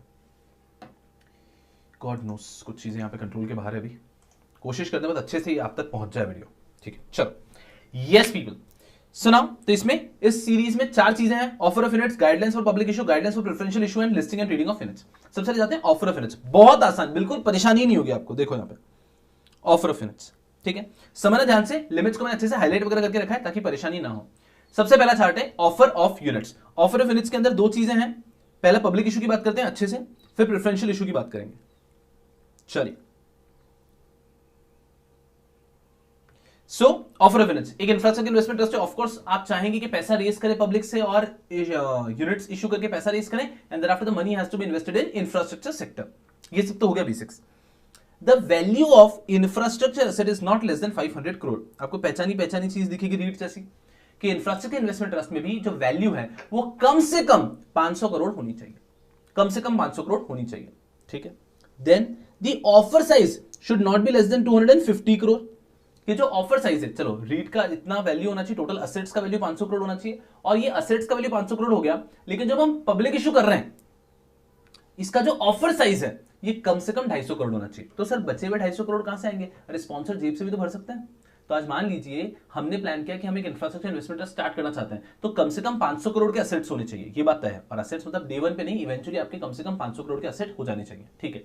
हमने कहा चलो ठीक है 1000 करोड़ के असेट होंगे, बहुत अच्छी बात है, बहुत अच्छी बात है। उनमें से हम ये कह रहे हैं कि नहीं, इस 1000 करोड़ में से 900 करोड़ तो हमारे जेब से हम ही लगाएंगे और 100 करोड़ पब्लिक से ले लेंगे। नहीं, ऑफर साइज जो है ना वो कम से कम 250 करोड़ की होनी चाहिए। तो असेट साइज जो है कम से कम 500 करोड़ और ऑफर साइज कम से कम 250 crore. Asset size yes, a few people told me at least the numbers should be used in English, so I'll just be very clear about it. The asset size has to be minimum 500 crore and the public issue, the offer size, right, the asset should be minimum 500 crore and the offer size जो हम offer कर रहे हैं that should be minimum 250 crore। ये दो limit दिमाग में clear. Then एक व्यक्ति जो मिनिमम इन्वेस्टमेंट यहां पे कर सकता है, the minimum subscription from any investor in initial follow on offer shall be 1 lakh rupees. ध्यान रखना, पब्लिक इशू की बात कर रहा हूं कि जब यूनिट्स का पब्लिक इशू हो रहा है तो एक व्यक्ति ने मिनिमम 1 लाख रुपए तो इन्वेस्ट करना ही है। तो मिनिमम असेट साइज हो गई है 500 करोड़, ठीक है। ऑफर साइज हो गई है 250 करोड़ एंड हर एक व्यक्ति ने कम से कम 1 लाख का इन्वेस्टमेंट करना है, उससे कम का इन्वेस्टमेंट अलाउड नहीं है, भले इनिशियल हो भले फॉलो ऑन हो, ठीक है। ओके, ठीक है, ये 3 लिमिट दिमाग में क्लियर। फिर आती है The initial public offer and follow-on offer shall not be open for subscription for a period more than 30 days। 30 दिन से ज्यादा के लिए इनका सब्सक्रिप्शन पीरियड खुला नहीं रहेगा। बहुत इजी से लिमिट है, ठीक है, नॉर्मल है। जैसे कि आप आईसीडीआर में पढ़ते हैं 3 से 10 दिन की बात, 3 to 10 डेज आईसीडीआर में पढ़ा होगा, उसी प्रकार से यहां पर क्या है 30 डेज। तो इनका सब्सक्रिप्शन मैक्सिमम 30 डेज के लिए ओपन रह सकता है, उससे ज्यादा नहीं। I guess very easy and clear. चल next, the infrastructure investment trust shall allot units or refund application money as the case may be within 12 working days from the date of closing of the issue। Issue जिस दिन close होता है उसके 12 दिन के अंदर आपने क्या कर देना है, या तो अलॉट कर दो यूनिट्स या फिर रिफंड कर दो एप्लीकेशन। नॉर्मल है, आप आईसीडीआर में भी ऐसी चीजें पढ़ चुके हैं। लिमिट्स ऑफ कोर्स आपको जगह जगह पे मिलेगी, बाकी मोरलेस कांसेप्ट तो सेम है कि हमने लोगों को बोला यूनिट्स के लिए अप्लाई करो, कम से कम 250 करोड़ का होना चाहिए, इशू कर दिया। भाई साहब लोगों का मल्टीपल टाइम सब्सक्रिप्शन आ गया, ओवर सब्सक्रिप्शन आ गया, तो हम क्या करेंगे भाई साहब, कुछ को अलॉट करेंगे, कुछ को रिफंड करेंगे। बिल्कुल सही है, कुछ को अलॉट करेंगे, कुछ को रिफंड करेंगे। तो भाई साहब ये जो अलॉटमेंट और रिफंड का कार्यक्रम है ये इशू क्लोज होने के 12 दिन में हो जाना चाहिए, विद इन 12 वर्किंग डेज हो जाना चाहिए from the date of closing of the issue. Issue close हो उसके 12 दिन के अंदर ये हो जाना चाहिए। समझना ध्यान से, ये मैं क्यों बता रहा हूं अच्छे से, क्योंकि मैंने कहा अगर कोई रेगुलर बैच का बच्चा भी चाहता है कि भाई साहब सब पढ़ने के अंदर एक बार लिमिट्स फटाफट देखना चाहता हूं, तो इस वीडियो के थ्रू उसकी लिमिट्स फटाफट हो जाएगी। क्लियर बेटा जी? तो 500 crore, 250 crore, 1 lakh rupees, 30 days and 12 days, 12 working days. Clear होना चाहिए कहां पे क्या। नेक्स्ट आता है कि भाई साहब ये चीज, एक और चीज क्लियर होनी चाहिए कि यहां पर भी जो यूनिट्स आएंगे सब के सब डीमैट फॉर्म में अलॉट होंगे। तो सारे के सारे यूनिट्स जो है वो डीमैट फॉर्म में अलॉट होने वाले हैं पब्लिक को। Okay, easy. Now another important point, infrastructure investment trust shall refund the money. जो इंफ्रास्ट्रक्चर इन्वेस्टमेंट ट्रस्ट है पूरा का पूरा पैसा रिफंड कर देगा। किन केसेस में? इन 3 सर्कमस्टांसेस में। In these 3 circumstances infrastructure investment trust will be liable to refund the money. What all circumstances? पहला, in case it fails to collect the subscription of at least 90%, minimum subscription he achieve नहीं किए। अगर minimum subscription ही achieve नहीं किए तो आपको refund करना होगा। Same like ICDR, normal company के लिए भी यही है। भाई साहब 250 करोड़ का इशू किया था और उसका 90% का भी इशू नहीं आया। आपका 225 करोड़ से भी कम का इशू आया, 250 करोड़ का इशू किया था, 225 से कम का भी सब्सक्रिप्शन आया, आपके पास एप्लीकेशंस आए, तो भाई साहब 90% सब्सक्रिप्शन नहीं हुआ क्या? अरे यार, एक एक पैसा, each and every penny has to be repaid back. Each and every penny has to be repaid back. Okay. Next, to the extent of oversubscription, in case the money received is in excess of the extent of oversubscription as specified in the offer document, money shall be refunded to application to the extent of the oversubscription. कि भाई साहब जो oversubscription है वो आपने refund भी कर देना है। ठीक है भाई साहब, तो refund हो जाएगा। अगर आपका मिनिमम सब्सक्रिप्शन नहीं हुआ तो रिफंड करना ही पड़ेगा। अगर ओवर सब्सक्रिप्शन हो गया तो जो ओवर एंड अबव है उसको रिफंड करना पड़ेगा। Very easy. अगर मान लीजिए हमने 300 करोड़ के लिए यूनिट्स इशू करने थे, 400 करोड़ की एप्लीकेशन आ गई, तो 300 को अलॉट करेंगे, 100 करोड़ को तो रिफंड करेंगे ही ना, सिंपल। तो भाई साहब जो ओवर सब्सक्रिप्शन वाला पार्ट है उसको to the extent of over subscription आप रिफंड कर देंगे, वेरी इजी। थर्ड सुनना, थर्ड भी अच्छा लिमिट है। In case the number of subscriber to the IPO forming part of the public is less than 20, अगर 20 से कम लोगों ने अप्लाई कर दिया, भाई पब्लिक इशू हो रहा है और 20 से कम लोगों ने अप्लाई कर दिया, आप आईसीडीआर में याद होगा 1000 का लिमिट था, आईसीडीआर में 1000 का लिमिट था, उसी प्रकार से 20 का लिमिट है कि अगर हमने एप्लीकेशन मांगा और भाई साहब मिनिमम सब्सक्रिप्शन हो गया, हमने कहा था 300 करोड़, भाई साहब 300 करोड़ की एप्लीकेशन आ गई, ठीक है मिनिमम सब्सक्रिप्शन हो गया, ओवर सब्सक्रिप्शन नहीं हुआ, लेकिन 300 करोड़ की एप्लीकेशन से 10 लोगों नहीं दिए, एक 10 बड़े बड़े लोगों ने कोई मिला के इतना एप्लीकेशन दे दिया कि 300 करोड़ हो गया, चलेगा क्या? नहीं, फिर पब्लिक इशू को तो आप मजाक उड़ा रहे हो ना। कम से कम 20 एप्लीकेंट भी होने चाहिए, तो मिनिमम सब्सक्रिप्शन भी पूरा होना चाहिए और मिनिमम 20 एप्लीकेंट भी होना चाहिए, तब जाके आप अलॉटमेंट कर सकते हैं, सिंपल। तो अगर ये भी वॉयलेट हुआ, 20 से कम है तो भी भाई पूरा रिफंड करना है, 90% सब्सक्रिप्शन से कम है तो भी भाई पूरा रिफंड करना है, और ओवर सब्सक्रिप्शन हो गया तो जो ओवर सब्सक्रिप्शन का पार्ट है वो तो रिफंड करना ही है ना, सिंपल। अरे मेरी बात को समझना, डिफिकल्ट कुछ नहीं है, आप इसको सिर्फ यहाँ पे क्वेश्चन आंसर फॉर्मेट से समझो। अगर समय परमिट करता और आपके एग्जाम दूर होते तो शायद हम मतलब जैसे रेगुलर बैच पढ़ते वैसे खींच लेते इसको पूरा का पूरा कि इंफ्रास्ट्रक्चर इन्वेस्टमेंट ट्रस्ट होता क्या है, इंडिया में कितने, सारी चीजें बात कर सकते हैं, पर यहाँ पे हम टू द पॉइंट एग्जाम के लिए बात करूं मैं लिमिट्स को लेके। तो पहला पॉइंट चल रहा था हमारा ऑफर ऑफ यूनिट्स, कि एक कंपनी के यूनिट्स किस प्रकार से ऑफर की जा सकते हैं। तो यहां पे पढ़ रहे हैं अगर यूनिट्स पब्लिक इशू के थ्रू ऑफर हो रहे हैं भाई साहब, तो क्या क्या लिमिट पड़ी, 500 करोड़, तो दिमाग में 500 करोड़ दोगे, हाँ असेट साइज की लिमिट है 250 करोड़, अरे हाँ भाई साहब मिनिमम पब्लिक इशू की लिमिट है। उसके बाद में 1 लाख हर एक व्यक्ति कितना अप्लाई कर सकता है उसकी लिमिट है। 30 डेज कि भाई साहब कितने दिनों के लिए ऑफर ओपन रह सकता है। उसके बाद में 12 डेज भाई कितने दिनों में अलॉटमेंट या रिफंड हो जाना चाहिए। उसके बाद में डीमैट फॉर्म के सारे इंफ्रास्ट्रक्चर इन्वेस्टमेंट ट्रस्ट के यूनिट्स डीमैट फॉर्म में जाएंगे। उसके बाद भाई साहब रिफंड कब होगा, मिनिमम सब्सक्रिप्शन टच नहीं होगा रिफंड होगा, मिनिमम 20 लोगों से कम एप्लीकेंट हो गए तो रिफंड होगा, और अगर ओवर सब्सक्रिप्शन हो गया तो ओवर एंड अबव वाला अमाउंट है वो तो रिफंड होगा ही। I hope you understand. अरे कुछ है ही नहीं जो आपको परेशान करे, कोई चीज परेशान करी रहेगी, आप सिर्फ कभी कभी डर जाते हो और जैसे जैसे एग्जाम करीब आते हैं ना आपका जो एब्सॉर्प्शन लेवल है वो कम होता रहता है। तो कोई परेशानी की बात नहीं, सारी लिमिट्स जो दिमाग में चिपक जानी चाहिए। आपने क्या करना है अभी, सुनो मेरी बात को अच्छे से,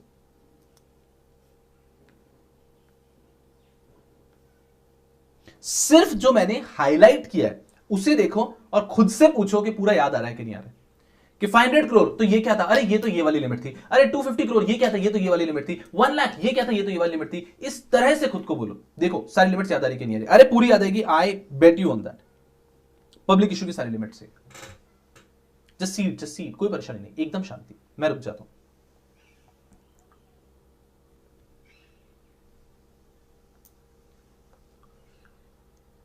अभी गधो आप देख रहे हो ना, मेरा वेट मत करो, मैं रुका हूं, मैं 1 मिनट तक ऐसा बैठा रहेगा चुपचाप। आप सारी लिमिट्स चेक करो, आप सिर्फ हाईलाइटेड पार्ट देखोगे आपको बचा हुआ याद। अरे 500 करोड़ किसका है, अरे मिनिमम असेट साइज है। 250 करोड़ कितना है, मिनिमम पब्लिक इशू होना चाहिए। 1 लाख कितना है, मिनिमम इन्वेस्टमेंट हर एक व्यक्ति का होना चाहिए। 30 डेज कितना है, इशू का ऑफर पीरियड होना चाहिए। 12 डेज कितना, इतने दिनों में अलॉटमेंट या रिफंड हो जाना चाहिए। सब्सक्रिप्शन 90% का मिनिमम होना ही चाहिए। डीमैट फॉर्म में ही सारा अलॉटमेंट होगा, और ओवर सब्सक्रिप्शन होगा to the extent of over subscription refund कर देंगे। और मिनिमम 20 लोग नहीं हुए, एप्लीकेंट 20 से कम हुआ तो भाई साहब पूरा का पूरा पैसा रिफंड होगा। आई होप यू क्लियर। मैं बैठना चाहता था शांति से, पर आप बैठना ही नहीं चाह देते ना। अब ये कुछ खास नहीं है, ये है कि if the infrastructure raising fund through private placement, के ऊपर पब्लिक इशू की बात थी, अगर प्राइवेट प्लेसमेंट से रेज करिए तो क्या, तो भी मोरलेस चीजें सेम रहती है, बट कुछ चीजें पता होनी चाहिए अलग से। तो प्राइवेट प्लेसमेंट से भी अगर रेज करिए तो पहला पॉइंट, प्राइवेट प्लेसमेंट आप किसी हर व्यक्ति, राह चलते व्यक्ति को नहीं कर सकते। तो अगर infrastructure investment trust private placement कर रही है, ये करेगी सिर्फ to institutional investor and body corporate only, whether Indian or foreigner. India के बाहर के इंस्टीट्यूशनल इन्वेस्टर हो सकते हैं, इंडिया के बाहर के फॉरेनर हो सकते हैं, चलेगा। इंडिया के बाहर के तो आरबीआई वगैरह के, फेमा वगैरह सारा अप्रूवल लेते हुए चलो गया, ठीक है। तो सबसे पहला पॉइंट, अगर प्राइवेट प्लेसमेंट हो रहा है तो हो सकता है सिर्फ मात्र केवल institutional investor and body corporate से। ये छोटे मोटे चिंदी प्राइवेट प्लेसमेंट कर रहे हैं, मिस्टर आकाश को कर रहे हैं, भाई साहब नहीं, ओनली इंस्टीट्यूशनल इन्वेस्टर्स को करोगे, ओनली इंस्टीट्यूशनल इन्वेस्टर्स। तो इंस्टीट्यूशनल इन्वेस्टर्स बड़े बड़े इन्वेस्टर्स होते हैं, जैसे क्यूआईबी वगैरह। तो अगर आप प्राइवेट प्लेसमेंट कर रहा है इंफ्रास्ट्रक्चर इन्वेस्टमेंट ट्रस्ट तो कर सकता है, लेकिन सिर्फ इंस्टीट्यूशनल इन्वेस्टर्स को और बॉडी कॉर्पोरेट को, वो इंडियन या आउटसाइडर दोनों चलेंगे, ठीक है। नेक्स्ट सुनना, पब्लिक इशू में मिनिमम इन्वेस्टमेंट कितना था, 1 लाख, यहां पे मिनिमम इन्वेस्टमेंट कितना हो जाता है, 1 crore, with minimum investment from any investor of ₹1 crore. यहां पे अगर कोई इन्वेस्टर एप्लीकेशन दे रहा है तो कम से कम 1 करोड़ की देगा। पब्लिक इशू में, इंफ्रास्ट्रक्चर इन्वेस्टमेंट ट्रस्ट में ही पब्लिक इशू में 1 लाख हो गया मिनिमम। रीड में तो और कम था, रीड की बात नहीं करते भाई साहब। तो इंफ्रास्ट्रक्चर इन्वेस्टमेंट ट्रस्ट में पब्लिक इशू में भी अगर किसी को लेना है तो 1 लाख का ले सकता है, ठीक है। उसके बाद में लेकिन अगर प्राइवेट प्लेसमेंट है तो हर एक व्यक्ति का मिनिमम कितना होना चाहिए, 1 CR। सुनना, अब एक बार ये लाइन देखो, आप क्या लिखा है, खुद से रीड करो एक बार ये line. Apart from the above 5 crore तक पढ़ो एक बार, 25 करोड़ तक अपार्ट फ्रॉम द अबव पढ़ो आगे। बहुत ही बेहतरीन चीज है, बहुत ही बेहतरीन चीज है। Just read it once, just read it once.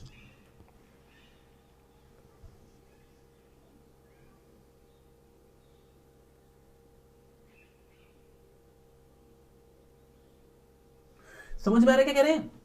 Normally तो 1 करोड़ है कि भाई प्राइवेट प्लेसमेंट कर रहे हैं इंफ्रास्ट्रक्चर इन्वेस्टमेंट ट्रस्ट, तो मिनिमम एप्लीकेशन कितना है, 1 CR। But if such an privately placed infrastructure investment trust invest or propose to invest not less than, not मतलब more than 80% of the value of the infrastructure asset in completed and revenue generating asset, the minimum investment from an investor shall be rupees 25 crore।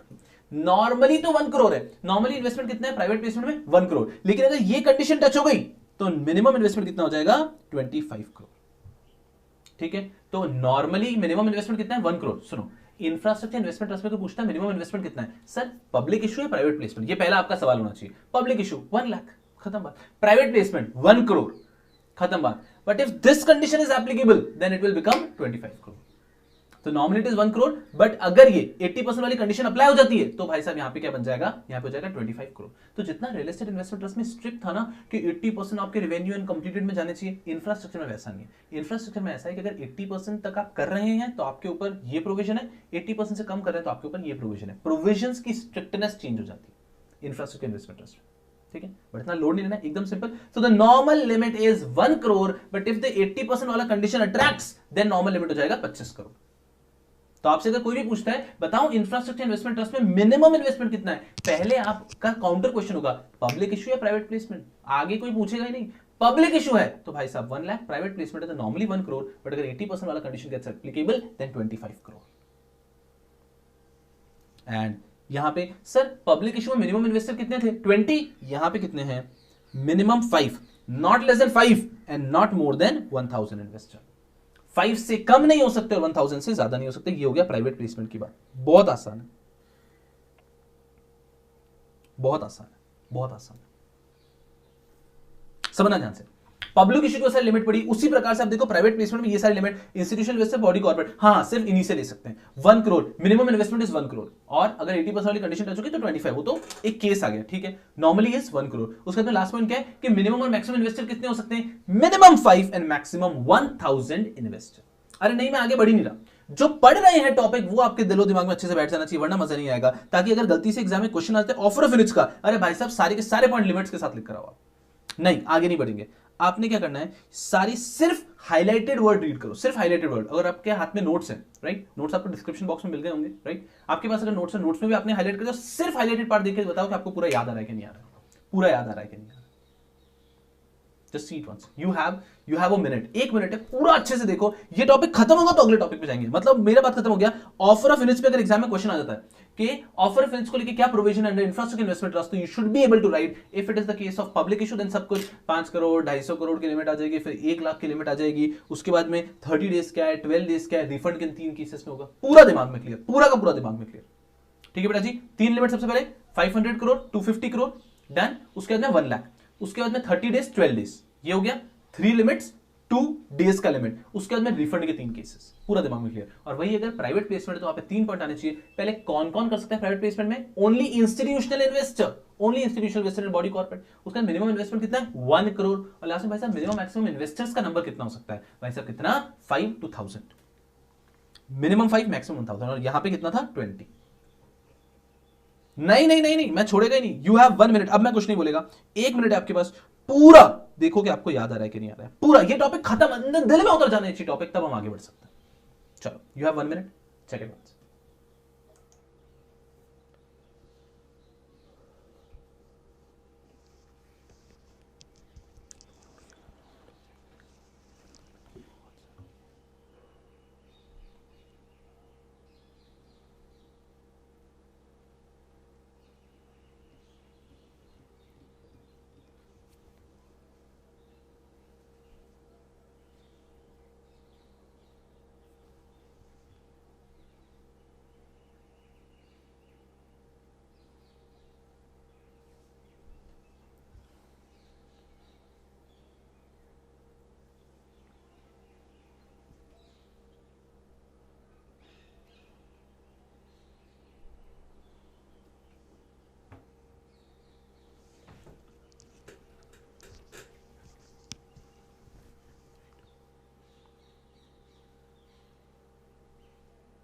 चलो बेटा जी, I guess सब clear होगा, कोई परेशानी की बात है। आप देखो 500 करोड़ दिमाग में क्लियर है, 250 क्लियर है, 1 लाख क्लियर है, 30 क्लियर है, 12 क्लियर है, डीमैट वाली बात क्लियर है, 20 डेज वाली बात है, 3 केसेस में रिफंड होता है क्योंकि 90% अचीव नहीं हुआ, 20 से कम हो गए, और अगर ओवर सब्सक्रिप्शन तो ओवर एंड अबव वाला पार्ट। फिर आता हूं प्राइवेट प्लेसमेंट में, सिंपल भाई साहब से इंस्टीट्यूशनल इन्वेस्टर और बॉडी कॉर्पोरेट से लेंगे। उसके बाद भाई साहब कितना लेंगे, हर एक से कम 1 करोड़ लेंगे। 80% वाली कंडीशन आ गई तो 25 करोड़ भी लेंगे हर एक से। और लास्ट कंडीशन आती है भाई साहब मिनिमम मैक्सिमम कितना, मिनिमम 5, मैक्सिमम 1000। जो 1 मार्क्स के क्वेश्चन आते हैं वो तो आप इन्हीं से फोड़ दो, राइट। चलो बेटा जी, फिर आता है next guidelines for public issue. कि अब अगर एक कंपनी पब्लिक इशू करी तो इसके अलावा, उनके अलावा क्या और एडिशनल गाइडलाइंस आती है, उन चीजों को एकदम दिल में उतर जानी चाहिए। गाइडलाइंस फॉर पब्लिक इशू, तो अगर एग्जाम में क्वेश्चन आएगा कि what are the guidelines for public issue of units, what are the guidelines of public issue of units of infrastructure investment trust, तो ये आपका आंसर रहना चाहिए। सुनना क्या गाइडलाइंस है। पहला point, institutional investor, public issue की बात कर रहा हूं, इंस्टीट्यूशनल, ये एक पब्लिक इशू पढ़ा दूंगा, फिर आऊंगा मैं इसी पे प्रेफरेंशियल इशू, प्राइवेट प्लेसमेंट पे। तो पहले पब्लिक इशू की बात कर रहा हूं। Institutional investor shall not be allocated more than 75% in public offering of the infrastructure investment trust units. कि institutional investor ने आप 75% से ज्यादा नहीं देंगे।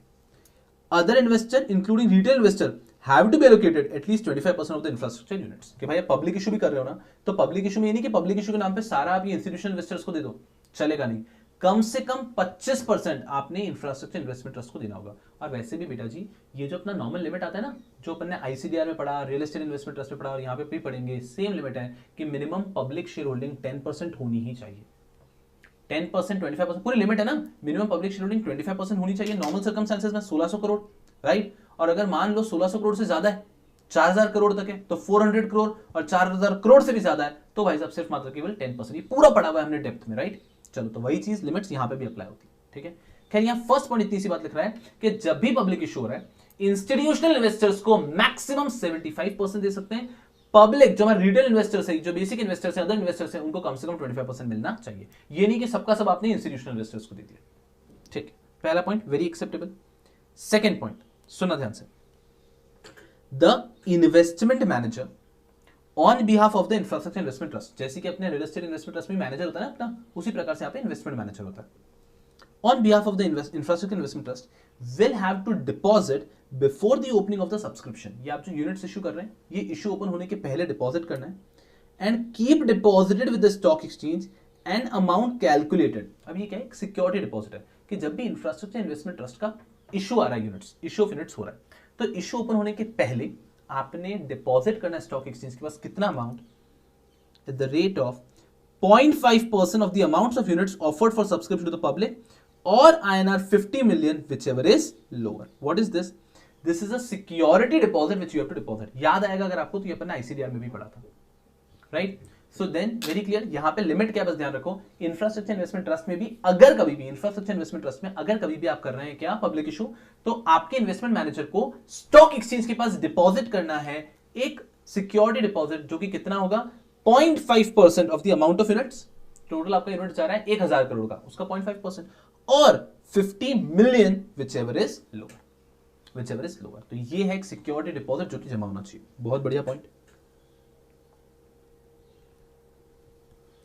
मेरा इंटेंशन है कि बेटा जी, वैसे तो ऐसे ही मैंने कहा कि आप लोगों को अपने बच्चों को पढ़ना ही नहीं है, देखना ही नहीं है, ताकि आप पूरा जो डेप्थ में वही पढ़ो। लेकिन अगर कोई व्यक्ति देखना चाह रहा है जिसका अच्छे से नहीं हुआ है, तो कम से कम यहाँ पे सारे लिमिट्स तो कवर अच्छे से हो जाती है, फोकस करना अच्छे से, ठीक है भाई साहब। तो ये सिक्योरिटी डिपॉजिट का point. Next, the issue shall open after at least 5 working days from the date of filing of final offer document with SEBI, ठीक है। तो इशू कब ओपन होगा, फाइनल ऑफर डॉक्यूमेंट सेबी के पास गया उसके 5 दिन बाद, ठीक है। फाइनल ऑफर डॉक्यूमेंट सेबी के पास गया, सेबी को भेजा है, उसके 5 दिन बाद। फाइनल ऑफर डॉक्यूमेंट मतलब ड्राफ्ट भेज दिया है, चेंजेस कर दिए, फाइनल ऑफर डॉक्यूमेंट जब भेजा है उसके 5 दिन बाद इशू ओपन होगा, उसके पहले नहीं हो सकता, ठीक है। इशू जब ओपन होगा, मिनिमम 3 वर्किंग डेज और मैक्सिमम 30 डेज। 30 वर्किंग डेज वाली बात तो वहां पे पढ़ा दी थी मैंने, यहाँ पे क्या लिखा है, मिनिमम 3 वर्किंग डेज के लिए ओपन रहेगा और मैक्सिमम 30। जब भी इशू ओपन होगा इंफ्रास्ट्रक्चर इन्वेस्टमेंट ट्रस्ट का भी, तो मिनिमम 3 वर्किंग डेज के लिए and maximum not more than 30 working days के लिए। This is also fine, very easy, focus करना अच्छे से। Then in case of price band revision, अब समझना, यहां पे भी अगर चाहे तो हम लोग बुक बिल्डिंग कर सकते हैं। बुक बिल्डिंग हम लोग जो वहां पे पढ़े ना आईसीडीआर में, सेम कि यहां पे भी अगर कोई कंपनी यूनिट्स इशू करना चाहती है बुक बिल्डिंग मैकेनिज्म पे, तो वो कर सकती है, कोई परेशानी की बात नहीं है, okay. So in case of price band revision, book building से कर रहे हैं, प्राइस बैंड रिवाइज हुआ है, the bidding period shall be extended for at least 1 day. Limits अलग हैं, कंसेप्ट आईसीडीआर जैसा होगा, लिमिट्स अलग है। तो यहां पे अगर कभी भी प्राइस बैंड में रिवीजन होता है, प्राइस बैंड में रिवीजन होता है, so it extends by 1 day provided the total bidding period should not exceed 30 days. वहां पे क्या पड़ा आईसीडीआर में, it will extend by 3 days, the total bidding period will not exceed 10 days, क्योंकि वहां पे मैक्सिमम 10 है, मिनिमम 3 मैक्सिमम 10 है, और वहां पे एक्सटेंशन होता है 3 डेज का। यहां पे ऐसा नहीं है, यहां पे एक्सटेंशन होता है 1 डे का, और मैक्सिमम यहां पे है 30, तो 30 ज्यादा नहीं होना चाहिए एक्सटेंड होने के बाद भी। I hope you understand, because the concept is the same like ICDR, it is just the limit is different.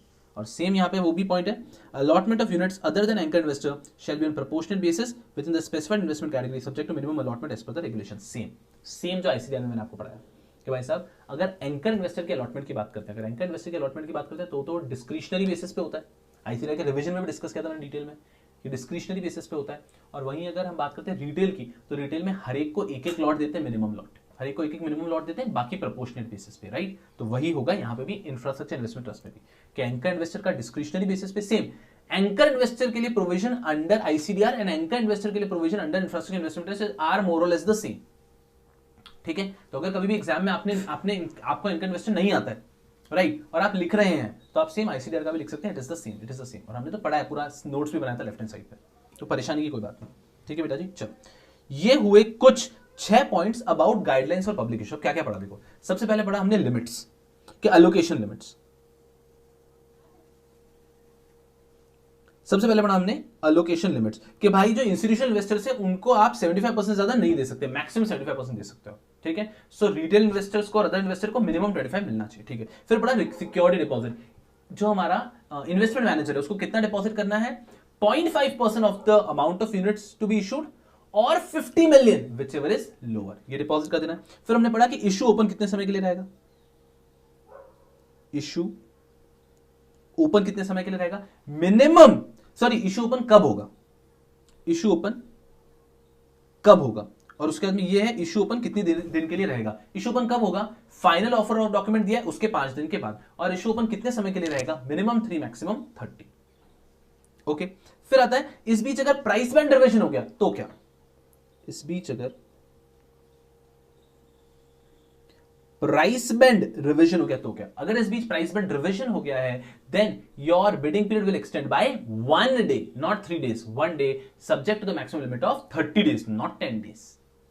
तो यहां पे price band would be, if at all price band is revised the bidding period will exceed by 1 day subject to maximum 30 days. उसके बाद में आता है allotment को लेके, कि अलॉटमेंट जो भी कर रहे हो बेटा जी आप प्रोपोर्शनल बेसिस पे करोगे सबको allotment, except anchor investor. Anchor investor की बात करें उनको डिस्क्रिशनरी बेसिस पे होता है, बहुत डिटेल में इस वर्ड का मतलब बताया था मैंने, उनको डिस्क्रिशनरी बेसिस पे अलॉटमेंट होता है। और अगर बात करते हैं हम लोग एंकर इन्वेस्टर को तो डिस्क्रिशनरी बेसिस पे, बाकी रिटेल इन्वेस्टर को तो हर एक को मिनिमम लॉट देते हैं एक, और उसके अलावा प्रोपोर्शनल बेसिस पे, इसका न्यूमेरिकल भी करवाया मैंने, कोई परेशानी की बात। तो ये हो गया गाइडलाइंस फॉर पब्लिक इशू। आपको इतना ध्यान रखना है भाई साहब कि अगर एग्जाम में क्वेश्चन आ गया what are the guidelines for public issue of infrastructure investment trust, बस ये पॉइंट लिखकर आ गए and you will get the best possible marks among all the points. सबसे डिफिकल्ट सबसे इंपॉर्टेंट पॉइंट्स भी, लिमिट्स वगैरह सब यार, और कभी 1 मार्क्स का क्वेश्चन भी बनता है तो ये आपका हैंडल कर लेगा। इसी प्रकार का एक चीज है गाइडलाइंस फॉर प्रेफरेंशियल इशू, कि ये हो गया गाइडलाइंस फॉर पब्लिक इशू, कि पब्लिक इशू रहा तो ये गाइडलाइंस है। इसी प्रकार की गाइडलाइंस है गाइडलाइंस फॉर प्रेफरेंशियल इशू। क्या है गाइडलाइंस फॉर प्रेफरेंशियल इशू, समझो अच्छे से। Preferential issue pursuant to the unit holder's resolution referred above shall be completed within a period of 12 months from the date of passing of the resolution। कि जिस दिन आपने unit holder से approval लिया कि हम प्रेफरेंशियल इशू कर रहे हैं, उसके 12 महीने के अंदर प्रेफरेंशियल इशू हो जाना चाहिए। कंपनी लॉ में भी तो यही प्रोविजन है, सिमिलर प्रोविजन है। तो प्रेफरेंशियल इशू के लिए यहां पर भी ऐसा ही है कि एक बार आपने अप्रूवल लिया उसके 12 महीने के अंदर प्रेफरेंशियल इशू हो जाना चाहिए। Next, allotment pursuant to preferential issue shall be complete with in 12 days. उसके बाद में प्रेफरेंशियल इशू के अंदर उन लोगों ने जब पैसे दे दिया, सब एप्लीकेशन हो गया, उसके 12 दिन के अंदर अलॉटमेंट हो जाना चाहिए। अरे वहां पे भी तो वही लिमिट थी कि जब पब्लिक इशू भी होता है तो 12 दिन के अंदर या तो अलॉटमेंट या फिर रिफंड। तो प्रेफरेंशियल इशू के अंदर भी allotment has to be done with in 12 days. ये भी सेम पॉइंट है, same the unit shall be issued only in demat form, same point है, ठीक है। सुनना मेरी बात को ध्यान से। अब ये क्या पॉइंट है, units in preferential issue shall be offered and allotted to minimum 2 investor and maximum of 1000 investor in a financial year. एक फाइनेंशियल ईयर की बात कर रहे हैं कि एक फाइनेंशियल ईयर में आप मिनिमम 2 लोगों को दे सकते हो, मैक्सिमम 1000। सर ओवरऑल लिमिट क्या है, ओवरऑल है मिनिमम 5 मैक्सिमम 1000।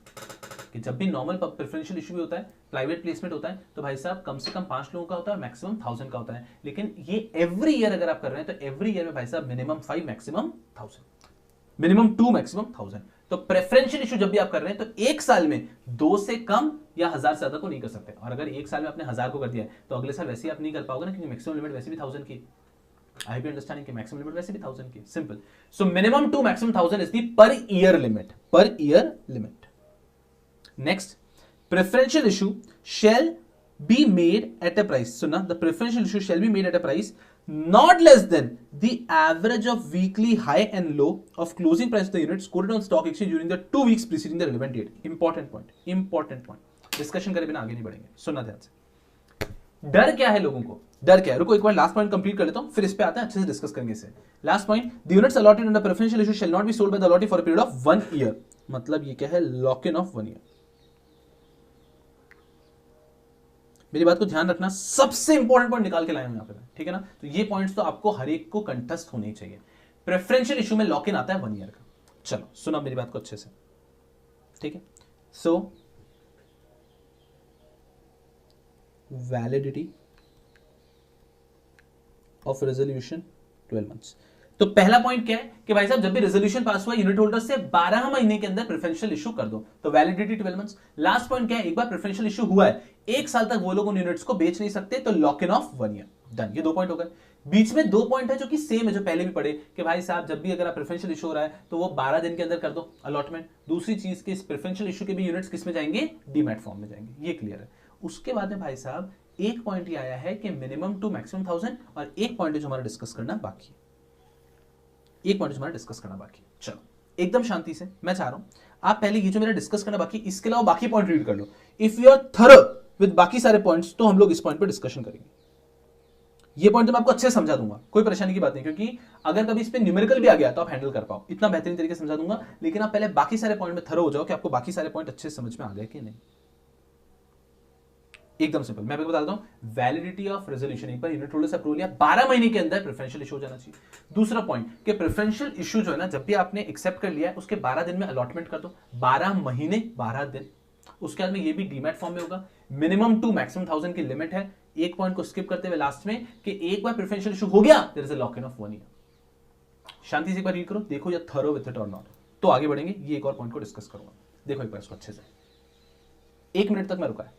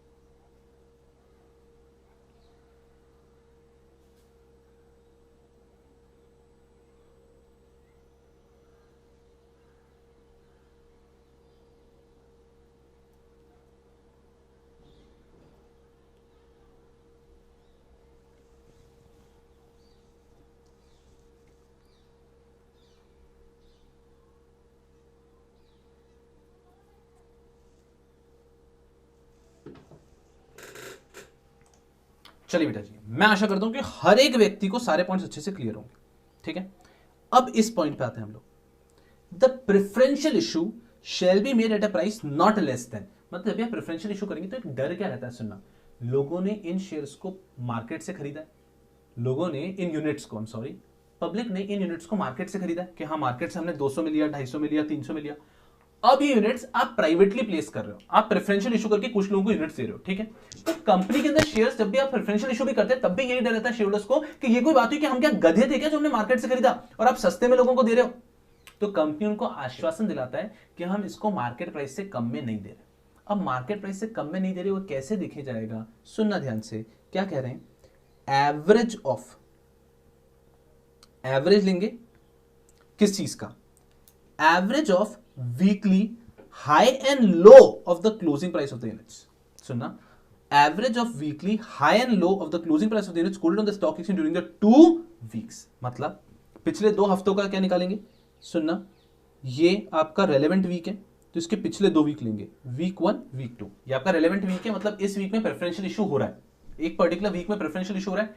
पिछले 2 वीक में बोलेंगे इस वीक का हाईएस्ट प्राइस क्या था, लोएस्ट प्राइस क्या था, ठीक है, इस वीक का हाईएस्ट प्राइस क्या था, लोएस्ट प्राइस क्या था, ठीक है।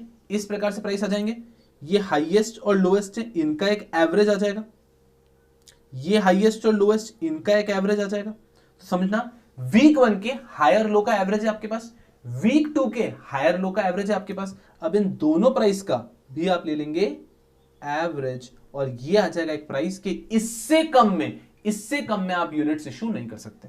एग्जांपल लेता हूं, वैसे इन चारों का भी आप एवरेज लोगे तो बात वही होगी मैथमेटिकली, बट आप लोग कंफ्यूज ना हो इसलिए मैं डायरेक्टली ऐसे ही बता रहा हूं।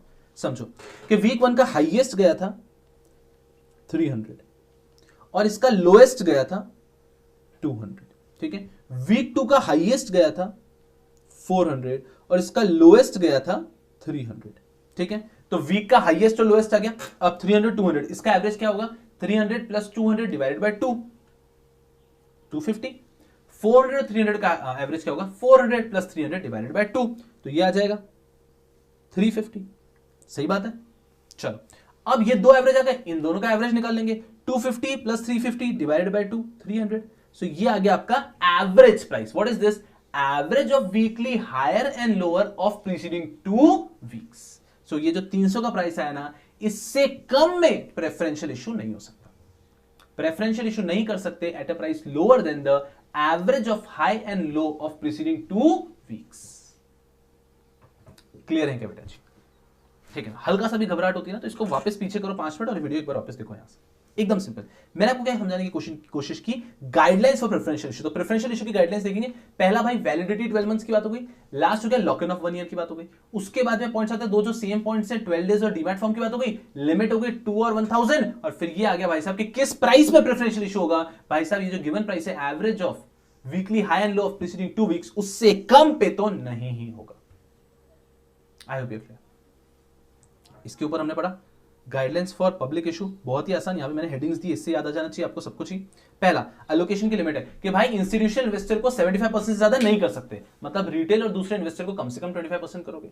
दूसरा, सिक्योरिटी डिपॉजिट, यस, जो इन्वेस्टमेंट मैनेजर्स को सिक्योरिटी डिपॉजिट देना होगा स्टॉक एक्सचेंज को, कितना, 0.5% of the total amount of units और 50 मिलियन व्हिचएवर इज लोअर। फिर तीसरा, इशू ओपन कब होगा, इशू ओपन होगा जब आपने फाइनल ऑफर डॉक्यूमेंट सेबी को दिया, उसके 5 दिन के बाद। इशू ओपन कितने समय के लिए होगा, minimum 3 maximum 30। Next, price band, price band अगर रिवाइज हो गया तो एक्सटेंशन कितने दिन का होगा, 3 मत बोलना मैंने घोंसा दे देना है, एक्सटेंड होगा 1 डे से। क्या गधों, आई होप यू क्लियर, एक्सटेंड होगा यहाँ पे 1 डे से, बिकॉज़ इंफ्रास्ट्रक्चर इन्वेस्टमेंट ट्रस्ट है, सब्जेक्ट टू मैक्सिमम 30 डेज। जो मैं आईसीडीआर में आपको बार बार पढ़ाता हूं कि एक्सटेंड होगा by 3 days subject to maximum 10 days, यहां पे होता है एक्सटेंड होगा by 1 day subject to maximum 30 days. I hope आपको समझ में आ रहा है। उसके बाद में आ जाता है हमारा अलॉटमेंट कि भाई साहब एंकर इन्वेस्टर को तो होता है डिस्क्रिशनरी बेसिस पे, बाकियों को होगा, रिटेल इन्वेस्टर वगैरह को होगा हर एक को मिनिमम 1 लॉट और बाकी प्रोपोर्शनल बेसिस पे, हर एक को 1-1 लॉट देंगे और बाकी एप्लीकेशन का प्रोपोर्शनल बेसिस पे। उसका मैं न्यूमेरिकल भी करवाया हुआ आपको, राइट। तो ये हो गए आपकी गाइडलाइंस भी, बस एक बार रीडिंग कर लें तो आई थिंक सारे इंपॉर्टेंट लिमिट्स यहां पे मैं कवर करने की कोशिश कर रहा हूं। चल बेटा जी, इसके बाद में एक और चीज आती है जो कि हो सकता है आपको परेशान करें, that is listing and trading of units. चलो बेटा जी, तो इस पे आते हैं और इसके साथ में आपका एक बार यहां जो इंपॉर्टेंट लिमिट्स है सारी की सारी भयंकर तरीके से खत्म हो जाती है। I hope you are thorough with this. ये आपको मैं परेशान तो नहीं कर रहा ना, बस चाहिए तो इस लाइन को एक बार रीड कर लो खुद से, ये जो मेरा हाईलाइट लाइन है, and tell me you are able to understand. I hope सब क्लियर हो चुका है, तो फिर भी देख लो and then will go on to the last point, trading and listing. उसके भी लिमिट्स देखेंगे भयंकर तरीके से, आपको बिल्कुल भी परेशानी उसमें नहीं रहेगी। यू हैव माय वर्ड, मस्ती में। चलो बेटा जी, फटाफट से देख लो so that we will go for.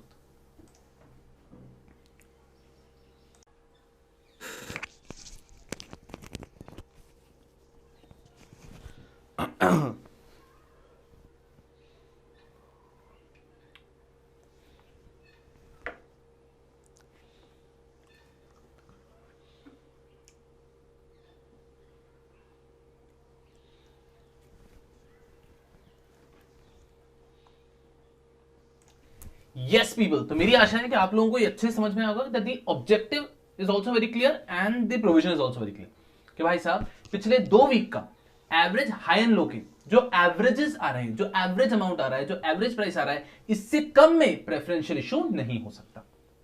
Very clear. तो इस पे कभी न्यूमेरिकल आया तो नहीं है, बट अगर एग्जामिनर को आपके मजे लेने हैं तो बिल्कुल न्यूमेरिकल पूछ सकता है। चलिए, तो इसी के साथ में हम पहुंचते हैं टू द 4th टॉपिक जिसमें मुझे लगता है कि सवाल पूछा जा सकता है। 3 टॉपिक कर चुका हूं मैं। पब्लिक इशू के ऑफर ऑफ यूनिट्स पे क्वेश्चन आ जाता है, तो गाइडलाइंस फॉर पब्लिक इशू पे क्वेश्चन आ जाता है, तो गाइडलाइंस फॉर प्रेफरेंशियल इशू पे क्वेश्चन आ जाता है। तो 3 चीजें हम कर चुके हैं और ये चौथी चीज है listing and trading of units पे। अगर इस पे क्वेश्चन आता है listing and trading of infrastructure units, infrastructure investment trust, infrastructure investment trust units. चलो, पहला पॉइंट तो बड़ा ही ऑब्वियस है कि ये पढ़ ही क्यों रहे हैं आज मैं और आप, क्यों मिले हैं, ये आखिर क्यों पढ़ रहे हैं? बिकॉज बेटा जी they have to be listed. भले ही यूनिट्स को आपने पब्लिक इशू किया हो, भले यूनिट्स का आपने प्राइवेट प्लेसमेंट किया हो, they have to be mandatorily listed. तो यूनिट्स का पब्लिक इशू हुआ हो या यूनिट्स का प्राइवेट प्लेसमेंट हुआ हो, they have to be mandatorily listed. तो पहला पॉइंट क्लियर है that they have to be mandatorily listed, भले पब्लिक इशू हुआ हो, whether publicly issued or privately placed. ठीक है, प्राइवेटली प्लेस्ड का भी लिस्टिंग मैंडेटरी है। कुछ जगह पे मैंडेटरी होता है, कुछ जगह पे नहीं होता है। तो government is moving towards the direction कि भले ही कोई भी शेयर्स बोलो, कोई भी चीज बोलो, भले ही प्राइवेटली प्लेस्ड हुई है, बट उनको भी लिस्टिंग करा के रखो। तो ये इंटेंशन है, ये इच्छा है गवर्नमेंट की। लेट्स सी धीरे धीरे उनको प्रोविजंस में वो लोग दिखा रहे हैं। तो पहला पॉइंट बड़ा क्लियर है, इंफ्रास्ट्रक्चर इन्वेस्टमेंट ट्रस्ट यूनिट्स भले पब्लिक इशू से इशू किए गए हो, भले प्राइवेट प्लेसमेंट से इशू किए गए हो, उनका लिस्टिंग अनिवार्य है, मैंडेटरी है। डन। सेकेंड, अब सुनना ध्यान से, अब ये पॉइंट सारे कॉम्प्लेक्स है, समझाने की कोशिश करूंगा मैं एकदम डेप्थ में, मेरे साथ बनेगा।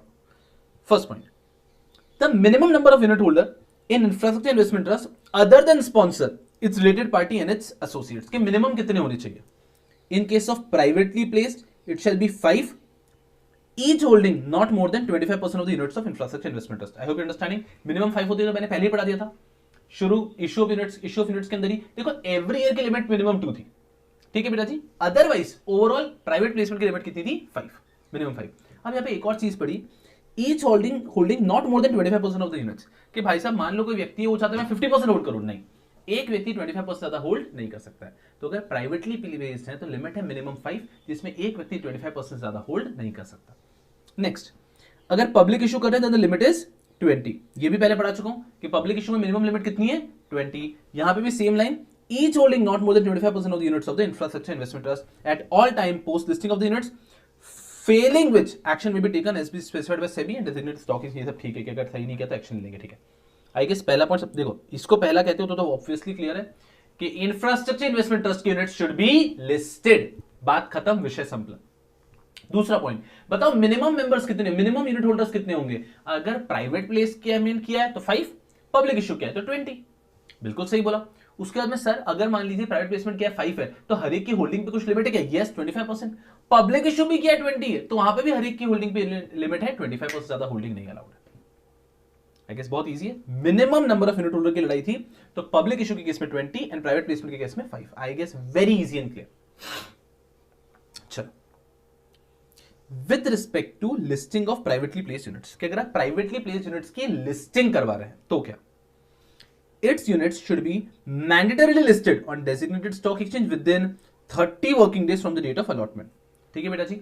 अलॉटमेंट इसके 30 दिन, हमने पढ़ा इशू क्लोज होने के 12 दिन में अलॉटमेंट हो जाना चाहिए, ठीक है। अलॉटमेंट डीमैट में होगा, ठीक है। अलॉटमेंट होने के 30 दिन के अंदर it has to be listed, okay. Trading lot होगा कितना? 1 करोड़ का। देखो जो मिनिमम हमने पढ़ा था, ये किसकी बात करें? प्राइवेटली प्लेस्ड की। प्राइवेटली प्लेस्ड में मिनिमम इन्वेस्टमेंट भी 1 करोड़ था। अगर 80% के लिमिट वाली केस में 25 करोड़ था, अदरवाइज नॉर्मली 1 करोड़ था।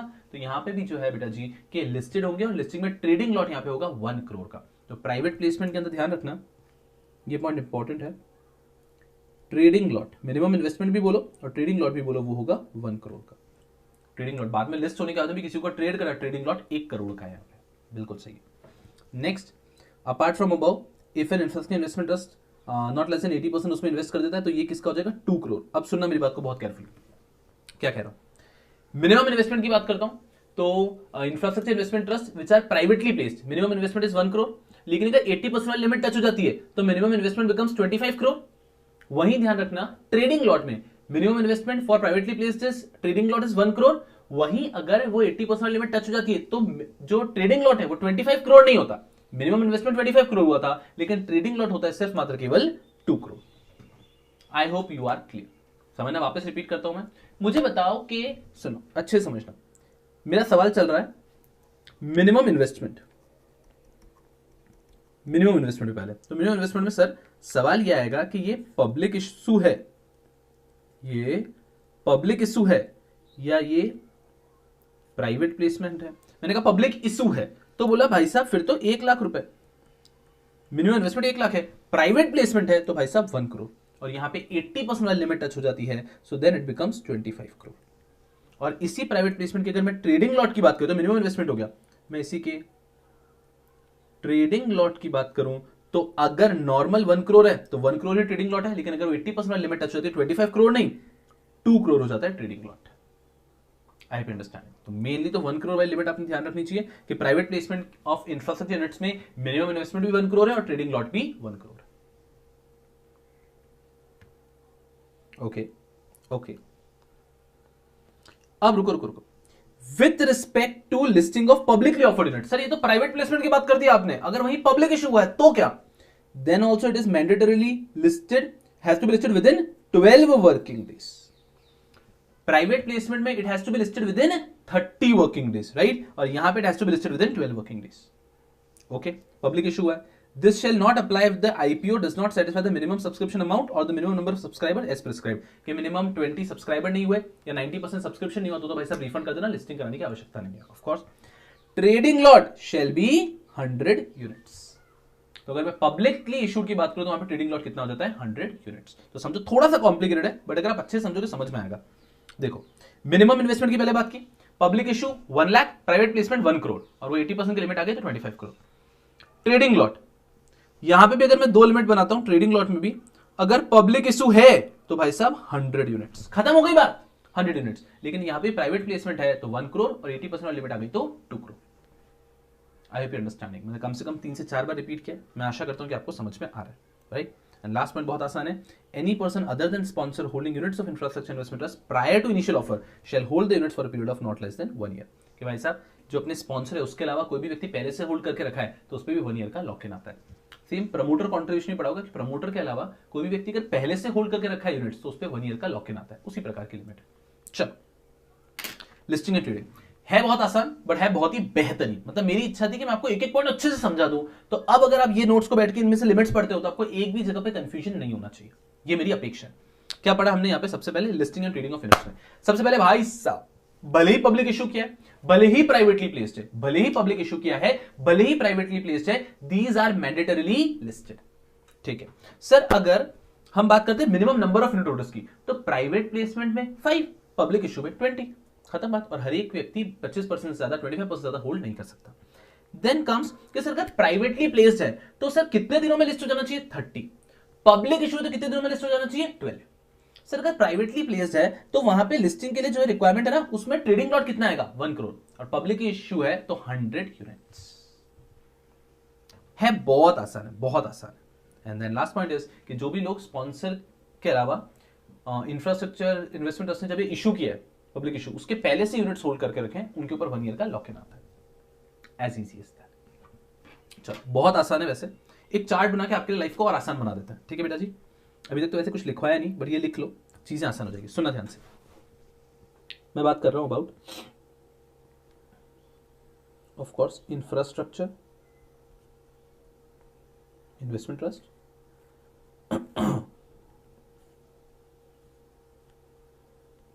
Minimum investment, trading lot. ठीक है बेटा जी, समझना ध्यान से। अगर मैं बात करता हूं पब्लिक इशू नहीं, नहीं मैं नहीं बता रहा, आप मुझे बताओगे।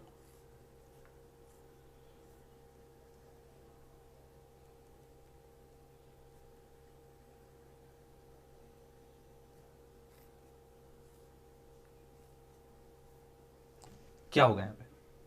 मुझसे पहले सोच के आपने बताना है कि अगर पब्लिक इशू हो रहा है तो मिनिमम इन्वेस्टमेंट कितना है? 1 लाख का।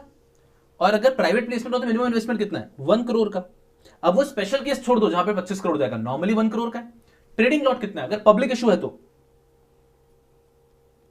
100 यूनिट्स का। और वहीं अगर प्राइवेट प्लेसमेंट हो रहा है तो ट्रेडिंग लॉट कितने का है? 1 करोड़ का है नॉर्मल सर्कमस्टांसेस में। आई होप यू अंडरस्टैंड। और वो स्पेशल केस आ जाता है तो यहां पे 2 करोड़ हो जाएगा और यहां पे 25 करोड़ हो जाएगा। देखो बेटा जी, मतलब that's how I always believe in and I always talk to you about it. जो पढ़ रहे हो ना वो ऐसे पढ़ो कि भाई क्रिस्टल क्लियर। मतलब मेरी अपेक्षा है कि जो आज अपन ने इसे पढ़ा इसमें एक भी जगह पे एक भी डाउट नहीं होना चाहिए। ऑफ कोर्स टाइम का कंस्ट्रेंट रहता ही है हमारे साथ, जिसके कारण एज आई से मतलब ऑफ कोर्स मतलब I also feel bad and at times there are few student जो बच्चे सेल्फ स्टडी करते हैं, उनकी एक अपेक्षा होती है कि सर आप रिवीजन में सब कुछ कवर कर लो। बट वो मेरा प्रॉब्लम क्या था बेटा जी कि मैं एक्चुअल रिवीजन में रिवीजन नहीं करवाता हूं, मैं रिवीजन में भी पढ़ाई देता हूं। मतलब कम से कम ऐसे 1000 बच्चे होंगे जिन्होंने आईसीडीआर मुझसे रिवीजन में ही पढ़ा है, बस खत्म वहीं पे। सो देन मैं रिवीजन में भी ऐसे नहीं, मैं ऐसे नहीं बता सकता कि ये ऐसा ये ऐसा ऐसा है, क्यों रेगुलर में पढ़ाया ना एक्सप्लेनेशन, ऐसा नहीं कर सकता मैं। रिवीजन में भी मेरी जब जो टॉपिक मैं लेता हूँ वो मेरी कोशिश रहती है कि जो मैं लाइन पढ़ा रहा हूँ वो लाइन में पूरी ही पढ़ा दूं बच्चे को। तो मेरी कोशिश रहती है, इस कारण से मेरे लिए सब कुछ तो लेना संभव नहीं होता है। तो ऑफकोर्स कि अपने जो रेगुलर बैच में होता है उसमें सब कुछ कवर करता हूँ, नोट्स में सब कुछ कवर कर लेता हूँ, लेकिन यहाँ पे मेरी कोशिश रहती है कि जो पढ़ो अच्छे से पढ़ो, ताकि जो सेल्फ स्टडी वाला बच्चा है ना उसको जो डिफिकल्ट पॉइंट्स हैं ये सब मैंने समझा दिया। अब अगर वो अपने एंड से मेहनत करेगा, जो बच्चे सेल्फ स्टडी भी कर रहा है उसको बहुत हेल्प मिल जाएगी। सो देन मेरी तरफ से कोशिश थी मेरी कि इस बार स्पेसिफिकली अगर मैं बात करूं, जो ये डिसम्बर अटेम्प्ट के बच्चे हैं, इन डिसम्बर अटेम्प्ट के बच्चों में देखो किस तरह से मतलब I have just try to play my part कि मेरी तरफ से बेस्ट पॉसिबल चीजें करूं। तो देखो जो अपने बच्चे उनको तो सब कुछ हमने किया है, वो तो एक जिम्मेदारी वाली बात है, वो तो होना ही चाहिए था, ठीक है। अब मैं बात करता हूँ जो बच्चे सेल्फ स्टडी कर रहे थे उनके लिए मेरी तरफ से क्या क्या चीजें हैं, सो दैट आपको इंश्योर करना है कि ये सब आपने देख लिया। अगर इनमें से आपने कोई चीज नहीं देखी तो देख के रखो। मेरी तरफ से फंडिंग की बात कर रहा हूं, मेरी तरफ से आईसीडीआर का पूरा डिटेल रिविजन था, ठीक है।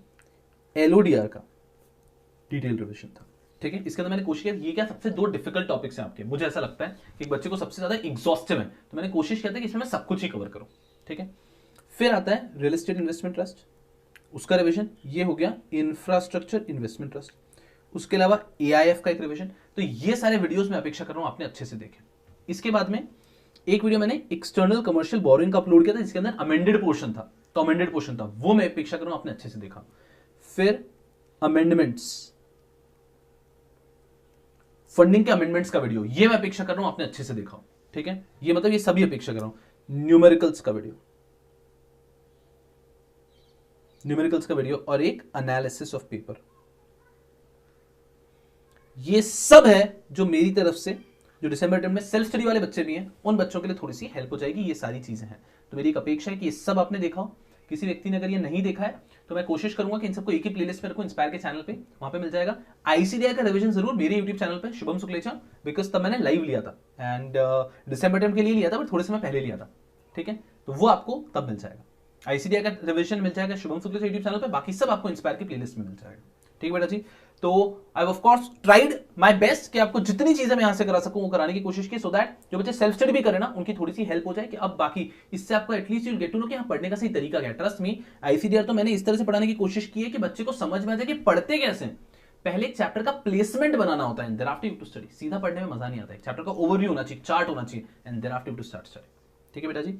इसके अलावा एमसीएस के अंदर मैराथन, जिसके अंदर डिसम्बर अटेम्प्ट के सारे केसेस हैं प्लस द एडिशनल 48 केसेस, ये सब एमसीएस के लिए हम कर चुके हैं, ठीक है बेटा जी। और उसमें कैसे पेपर अटेम्प्ट करना है वो सभी मैंने कवर किया है। इसके बाद में आईबीसी के लिए जो बच्चे सेल्फ स्टडी कर रहे हैं उन बच्चों के लिए एक गाइडेंस लेक्चर मैंने लेने की कोशिश की है, ठीक है बेटा जी।